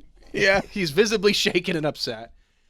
We cut to so they're holed up. They've got the door with some shit up against the door. Zombies are they got some shit in front of the door. Yeah. And we cut back to Bradley and Pepitone. Yeah, Bradley and Pepitone out in the woods, and also Walter. Jesus Christ, this movie. Those three are out there, and maybe Walter's just a bad name for your protagonist. If it's a joke and none of us can remember his name, it just it reminds me of like an old man. I don't remember old man. How about just Walt? Yeah, you just don't think of that nerd. You don't think Walter. Yeah, I kept referring him as Walt in my notes here, just because he could be like a nice Arthur or something. Sure. Yeah. So, a twist in my mind takes place here. Walter is attacked and bitten in the arm. Mm-hmm. Yeah. Which I didn't expect. Now, like about halfway through the movie, it isn't Walter's movie anymore. I mean, really about 30 minutes in. Yeah. It's everybody's movie. We get a cast of goofy characters. An ensemble piece. Yeah. But because you lose touch with him quite a bit, and after they initially leave and the two groups split off, it's like he's just one of the gang at this point, and you really don't quite remember that he exists anymore until you cut back to him in the woods and he's getting his ass fucking bit up. And he pulls out the sock and he starts wailing on the zombie, getting him. And the sound design there was pretty good because it was nice and chunky. Yeah. But anyways, oh no, what's up with our dude? And we see the mayor and Bradley Cooper. They are in a field and they've got eyes on the boat. Our escape. Do we go or do we wait for the gang? What do we do? And the mayor's like, let's get the fuck out of here. And then all of a sudden you hear oh, I don't know if that actually happens. I'm kind of making this shit up. But I just remember that they get attacked by the werewolf. Yeah. Yeah. So you hear oh, and they're like, oh shit. And I think it's Bradley Cooper that says, you got to run in a zigzag. Is he the one that says that? Yeah. Because he's devising that in the shack. So when he and the mayor a little bit earlier in the shack, and the mayor's talking about, I was a good mayor, wasn't I? And they think they're going to die. Well, he built the playground. The kids never appreciated it. Yeah, Bradley Cooper's like drawing in the dirt, and he at first you think maybe he's doing tic-tac-toe or something, but he's doing zigzags, and he's looking at it with like a puzzled face. And I realized that what he does, he devises the way to fight the werewolf or to avoid the werewolf. He's devising the plan, doing the zigzag thing, and then that's why when the werewolf attacks, he's like zigzag pattern. They're gonna make a break for it, the boat. And they both take off, and this is again the lighting is terrible, and of course it's a camera from 2009, so this is maybe 720 or something that they're shooting at, and it doesn't look great, but the camera work is fun. It's like you're up close with these guys, and the werewolf, you see this werewolf charging at them. It's very frenetic. There's a lot of energy, and the mayor gets taken down by the werewolf. And in the background, you still see Bradley Cooper zigzagging. Despite the fact that the mayor's been taken down, Bradley makes it on the boat. The werewolf says, I'm going to get you. He goes after him. Bradley turns, gets the shotgun, boom, and we cut as soon as the shot goes off. And we're back to the gang in the closet, in the shack, on the island. My fucking hell. And Hopkins is out. He is not right in the head, and he's talking about killing himself. Who do we kill? We're gonna die. We're all done. I've watched my friend get killed. He's putting on a hell of a performance. I did like his monologue. The concept of he goes into this whole thing about every day I shave my face and every day I nick my neck in the same spot, and it's not because I'm clumsy or whatever. It's because I don't give a shit. Yes. But there was thought put into that monologue, like the idea of that. And I thought to myself, if that was delivered by like an A-list actor in a it might have sold. It might have been a weird Tarantino-esque piece of logic. Yeah, if this had been selected for the Hunt for Bad October, I honestly think that he would have given Quasimodo a run for his money. Yeah. Yes, he's in the same vein as the detective guy. But yeah, and we just watch very viscerally. He shoots himself in the head. Johnny is kind of like, what the fuck? Ashley, yeah, we're moving on. The SWAT team's here. Boom! Door's open. The SWAT team just opens the door. Well, yeah, and what it is, it's basically a callback to the ending of The Mist. I fucking knew you were going to say this, Joe. Yeah. So SWAT team's here. It's the outfits are better. They have improved. So they got hats. Maybe they got a grant, an angel donor towards the end of production, and they got some extra money. Or they just knew that was the suits that they wanted to look best. But anyways, the gag is, hey, we're here. We saved you. Okay, cool. Like, all right, we're a little bit high. And then everybody kind of looks over at Hopkins and kind of look at each other. And there's just a lot of awkward staring. It doesn't land very well, I got to say. But hey, you tried. Bing, bong, bing. Let's go. So then we cut to a montage of the werewolf's been rounded up, getting put into what looks like a canopy tent bag. Looks like something you'd put your Christmas tree in. Yeah. It's not a body bag, but it might be. Or like one of those chairs you put outside. Oh yeah, with the beer holder. And then the SWAT team outfits break down. Oh man, because we went from 3 dudes in black hats to a dude in a blue hat. Clearly some kind of vest that like may have been a bulletproof vest at one point, but is not now. And he's holding a gun. It's got to be like a pellet gun or something because it's too small. But it's very light. Yeah, the way he's holding it, it's just being silly. It's goofy. So we're just watching people in various forms of clothing. Apparently, we've got the IRA here as well, wearing camo and black. What are they called? Ski mask. Yeah. Everybody's just wearing different outfits, but they're rounding up zombies, shooting them. They're collecting bodies. They're taking our survivors off the island. It's a great day. And then we get a couple of gags here that Some land better than others. But one of them is we cut to two completely, they're wearing panties, but their breasts are out. And my girlfriend and I watched the movie together. She was very upset about this because it's gratuitous for what reason. And I couldn't help but think, is this just like a joke about how you always have to have a naked zombie in your movie? Well, it's very famous. Yeah, it's in Night of the Living Dead. It's not famous. It's just a trope. Well, that's what I'm saying. It's a very famous trope. I think this movie's not interested in zombie movies as it is interested in Night of the Living Dead, Dawn of the Dead, and Day of the Dead specifically. And in those, there was that famous shot in Night of the Living Dead. It's from behind, though, where there is a completely naked zombie. Yeah. And, we always wonder, well, where did it come from? She wasn't buried naked. Why is she naked? Is it just... Well, her clothes rotted off. No. Yeah, her body's not rotten. Well, the moths ate her clothes. I don't know. She was in the shower. She slipped, hit her head, became a zombie, and now is eating people. Underground moths that break through the fucking coffin. Well, I don't know. Old ladies' clothes have moths sometimes. I was surprised to see it at this late in the movie. When we already had an object in the last of 3 lust. minutes. We already had an object of lust in the movie with the Mandy character, and she never really showed any amount of real skin outside of I'm cleavage. surprised it wasn't a Mandy zombie. Well, yeah. Well, her breasts were removed. She got a breast reduction. Sure. Well, that's true. But I was surprised to see some nudity at 3 minutes before the movie was over.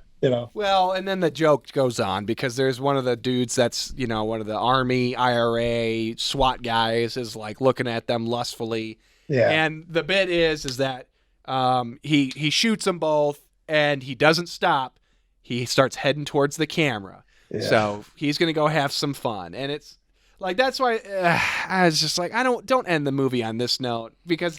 End the movie on the note with the other SWAT guy who's just like, yeah, I killed all of these zombies and just poses with his gun. This is so much funnier to me. In an outfit that it's clearly, hey, that's our funny friend, and he has the small cameo. Yeah, and they just let the camera linger on him.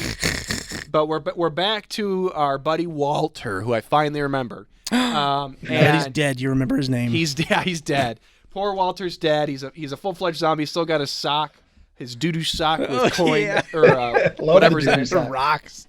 And we apparently, as we are aware, Cadaverous Island is filled with zombies, not just the characters we've established, but others. And we see a medium shot of 4 zombies, and it's like, okay, yeah, we get it.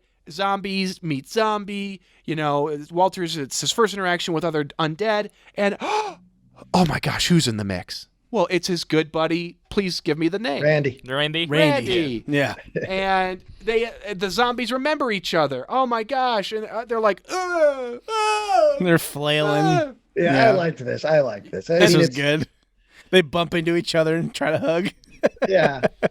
I was honestly worried that Randy was going to start taking off Walter's clothes and was going to try to have sex with him. That was my thought after everything I'd seen for the last hour and 35 minutes. Well, and certainly for the things you've seen in the last minute. Yes. No. Yeah. This movie's gonna take a turn. So then we get a nice shot of the 4 zombies or 5 now zombies. The other database is there. Yeah, database is there. And then just 2 other random guys. They're in the boat and the zombies are getting off the island. We think that the SWAT team's there, everything's taken care of, but no, the zombies are leaving the island and the camera just sits on them. And one of the zombies is perched on the edge of the boat, and the other one that we don't know just shoves him off. Yeah, and they all cheer. Yes, yeah. And Database stands up. He's just been holding a severed leg the whole time. Yeah, I'm excited. The zombies are going to go take Manhattan. Maybe take Kenosha. A little confusing. We cut to another shot of another boat, a wide shot of it crossing the lake or whatever it is, and it's the SWAT team, I assume, and our survivors. Where the sun is rising. So it's like I was a little confused because I'm like, wait a minute, did they upgrade their boat? Yeah, I thought the same thing at first, and then maybe it cuts in. I'm like, oh, okay, these are the SWAT team, but it does. It's a weird cut. Yeah, I was hoping that we would see coming out of, like, in the distance, out of the left of the frame, here comes the rowboat with the zombies. They were going to bump into each other or something, but it didn't. It just ends. And okay, there's a post-credits, and I did not know that. Oh yeah. Yeah, this is Who's where got the post credits? Go for it. well, we cut to the motorboat is where and Ashley and Johnny and the two SWAT team members and Bradley Cooper on the motorboat, and Bradley Cooper says, well, I'll be going to jail. And Johnny says, why are you going to jail? And he says, well, remember the island with the zombies? My bad. With saying that he is the reason somehow that he's involved in the creation of the zombies, and then back to the credits. So That's a good bit. it was a fun place to end it on, and then you get the credits, and that's it, man. That's the hour and 40 minutes epic that is the Amateur Monster movie. And it only took us 2 hours and 10 minutes to get through it. Yeah, well, there's a lot of goofs, a lot of jokes. Yeah, that's just a slightly bit more than a commentary. That's not bad. Okay, Ryan, take us home, buddy. All right. On our scale from malevolent to benevolent, Trevor, what do you rent? What do you rate? We certainly wouldn't rent this. This is free on YouTube. What do you rate the Amateur Monster movie? I would say that this is a benevolent movie, warts and all, because the stuff that works and the stuff that is good about this movie are things that are a little harder to pull off than your average movie. The editing, for the most part, is pretty good in this movie. That's not, as we've seen, clearly something that just any movie can pull off. The lighting, other than one or two shots that were mentioned here that are a little weird, movie looked pretty good. The effects aren't great, but they also don't try many effects, which is good. If you don't have an effects guy, don't have, a ton of arms being ripped off, and, don't try to do Demon's Rook, I guess. You get a couple of plastic limbs here. They look corny, but this movie's corny. This movie's cheesy, so it works. All in all, I feel like they knew what they could accomplish. There's very few things that just seemed to not work. Going back to our very first episode, that explosion in Prom Ride, don't do that. If you can't blow up a train, don't try to blow up a train. There's almost none of that in this movie. I would say benevolent. I would probably watch this again, especially, with a group of people. I would absolutely watch this. I think this is one of my favorites that we have watched. This reminded me a lot of Doll Factory and even Insecticidal. It's that kind of a bad movie. It has the spirit. It has the spirit of the hunt. Yes. I really enjoyed this. I'd say fully benevolent, actually. Wow. I like this one. It's not perfect, but I enjoyed it quite a bit. I'm dying to hear what Joe has to say. Yeah, well, this may surprise you guys, but I'm going to go benevolent because this is competent. You trying to save face after the award show. Yeah. No. Listen to my reasoning. This is competent in a way that a lot of the other movies we watch are not competent. Yeah. It just terrible scripts, terrible lighting, terrible audio, terrible whatever. This is made for basically no money. You can see that. They probably made it for less than $10,000. So with what they had, this is definitely benevolent for the resources. And they would have been 21, 22 at this point, because because Jozef and I, the director, are the same age. Okay. We're just a month apart. So yeah, I couldn't have made this shit at 20. My mind is blown right now, guys. Why? I've never heard Joe articulate a review. I know, as well as that. Oh, okay. Now, Joe, is this a change? Are you slowly trying to conform to the ideology of the show? I'm not saying that that's bad, but if anything, it's a good thing. I am genuinely surprised. If we had not gone through the Hunt for Bad October, would you still say the same thing about this movie? I have no idea. Because I can't imagine you actually had a good time watching it. You did. Yeah. You probably didn't laugh out loud or anything, did you? No. Or was it the fact that we did so many in such quick succession that you're now looking at things differently? Well, yeah, because that's kind of how I felt a little bit. Did you get a new prescription? No. The biggest issue I have with these movies and why I think they're bad is they have basically so much money pumped into them, be it like 50 grand, 100 grand, 150 they grand, look which is like a lot of garbage. movie for a low budget movie. And they just do absolutely nothing with it the entire time. And it's also got severe gaping flaws in it. And there's no way you could say it's benevolent. It's not enjoyable or competent. So, I mean, this one wasn't necessarily super enjoyable, but I did feel it was competent in a way that a lot of the others aren't. Wow. Well, there you go. Okay. Fair enough, Joe. Yeah. Who's next, Joe? Ryan can go. So normally when we record these, with these podcasts, I don't have a firm malevolent or benevolent in my mind. I like to let myself, for most of the case, I like to let myself have the discussion and before I make my choice, because sometimes after we've talked about it, I realized, oh, you know what? I really did, I think, like this bit, or vice versa. I didn't like this. So coming in today, initially I was thinking benevolent. Or I mean, I'm sorry, malevolent. I was thinking, this was a stinker. I was kind of irritated with it. But as we went on and we talked about the first half of the movie again, which I watched 3 days ago, I realized, you know what, there was a lot going on. And I still stand by my initial assertion that this isn't a movie with a story. It's just a framework to put jokes and goofs in. I still stand by that.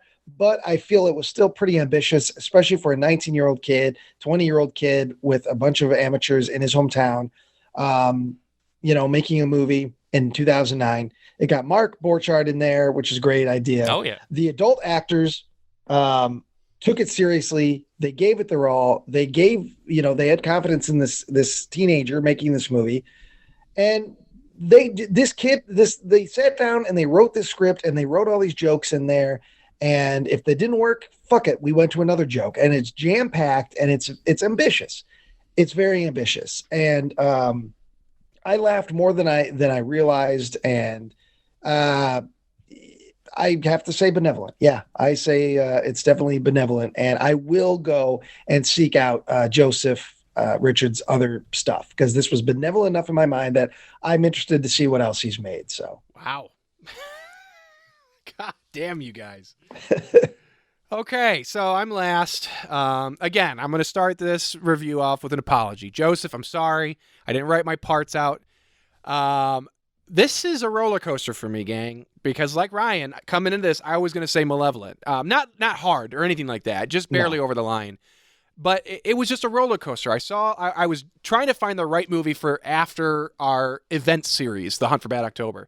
And I was leaning towards something, but it was just pure crass filth stuff. And I think we just wanted something a little bit more pure. And then I stumbled upon the Amateur Monster movie. I don't remember how I found it, but I watched the trailer.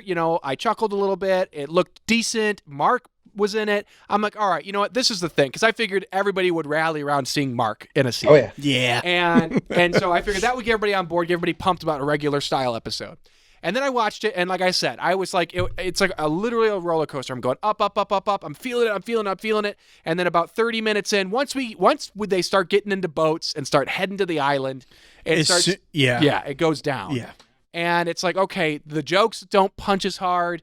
They don't come as quick. They're not as, they just don't land as well. Mm-hmm. And there's stuff we've seen before a million times. Yeah. Instead of stuff that we kind of hadn't seen before. And the best looking shots are the ones in the first 30, 40 minutes. Like the stuff at the gas station. Yep. The school. The school. The guys hanging out in the truck. Out at the farm. All that stuff is the best looking stuff. The island just isn't great. One, because they didn't have great lighting outside of the shack. And two, because it's just dark. It's just dark and they're just in the woods again. Yeah. Like we've seen every possible scene of a group of teens in the woods. Yeah. So after having watched the whole movie, I was down on it. I was like, oh man, I feel bad about picking this one. And I was dreading having to write out my parts because I don't do it in the moment. I watch the movie and then I go back, rewatch them and write out my parts or like what happened. And I kept putting it off, had to delay the episode recording, and then I was like, okay, that buys me a couple more days. Still didn't do it. Took a nap, woke up, holy shit, Trevor's here. I'm here. Knock, knock, knock. And again, I feel bad because I like that's not the way to do this show. You got to respect the filmmakers either way. And then while we've been recording this, I found myself enjoying the movie again. And it's because I had the different perspectives. I was catching more jokes because Ryan knew a lot of this junk. Joe knew a lot of this junk that I didn't know. And it's like, okay, I can respect what's happening here. And then it just kept building and building and building. And I noticed that it didn't hurt as bad getting through the shack in the woods and the island.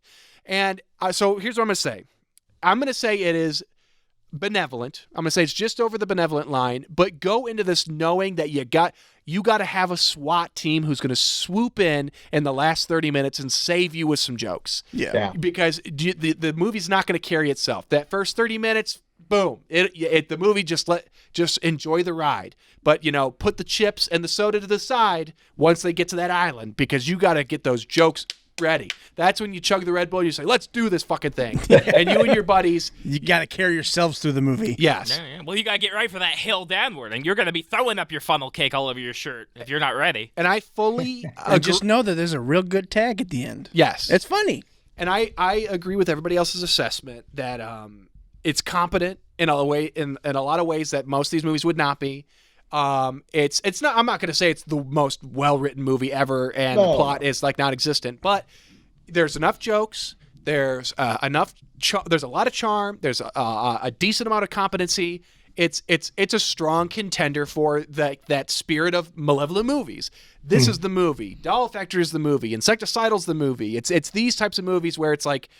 It's not just about the movie being so good or so bad it's good that it's laugh out loud the whole way through, but it also, you and your friends put a little bit of effort in there to just boost it over the edge. It's about getting across the finish line just in time. And I think this one can do that. So initially, like I said, I think I was going to say Malevolent. I will say a soft benevolent. Well, look Sweep. at that. The amateur monster movie did a full sweep, even though we weren't at full strength member-wise. Oh, God, no. Not even individual-wise.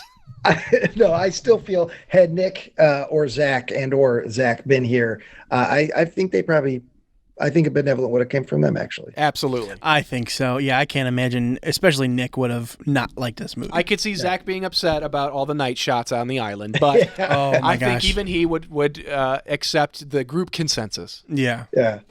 So and hey, we got 4 of us here. That's a classic rating. Oh yeah, 4, but still, rating. That's from season 1 of Malevolent movies. But still, it used to be. It used to be 4 of us. Yeah, that's how it works. We do one season of 7 episodes of videos over 2 years, and then we do 30 episodes in a single year for season 2, and then we just keep going back and forth. Yeah. So a lull's coming, everybody. Look out. Well, that's how cable should work, I think. And then in 15 years, PewDiePie will finally release Billy Club.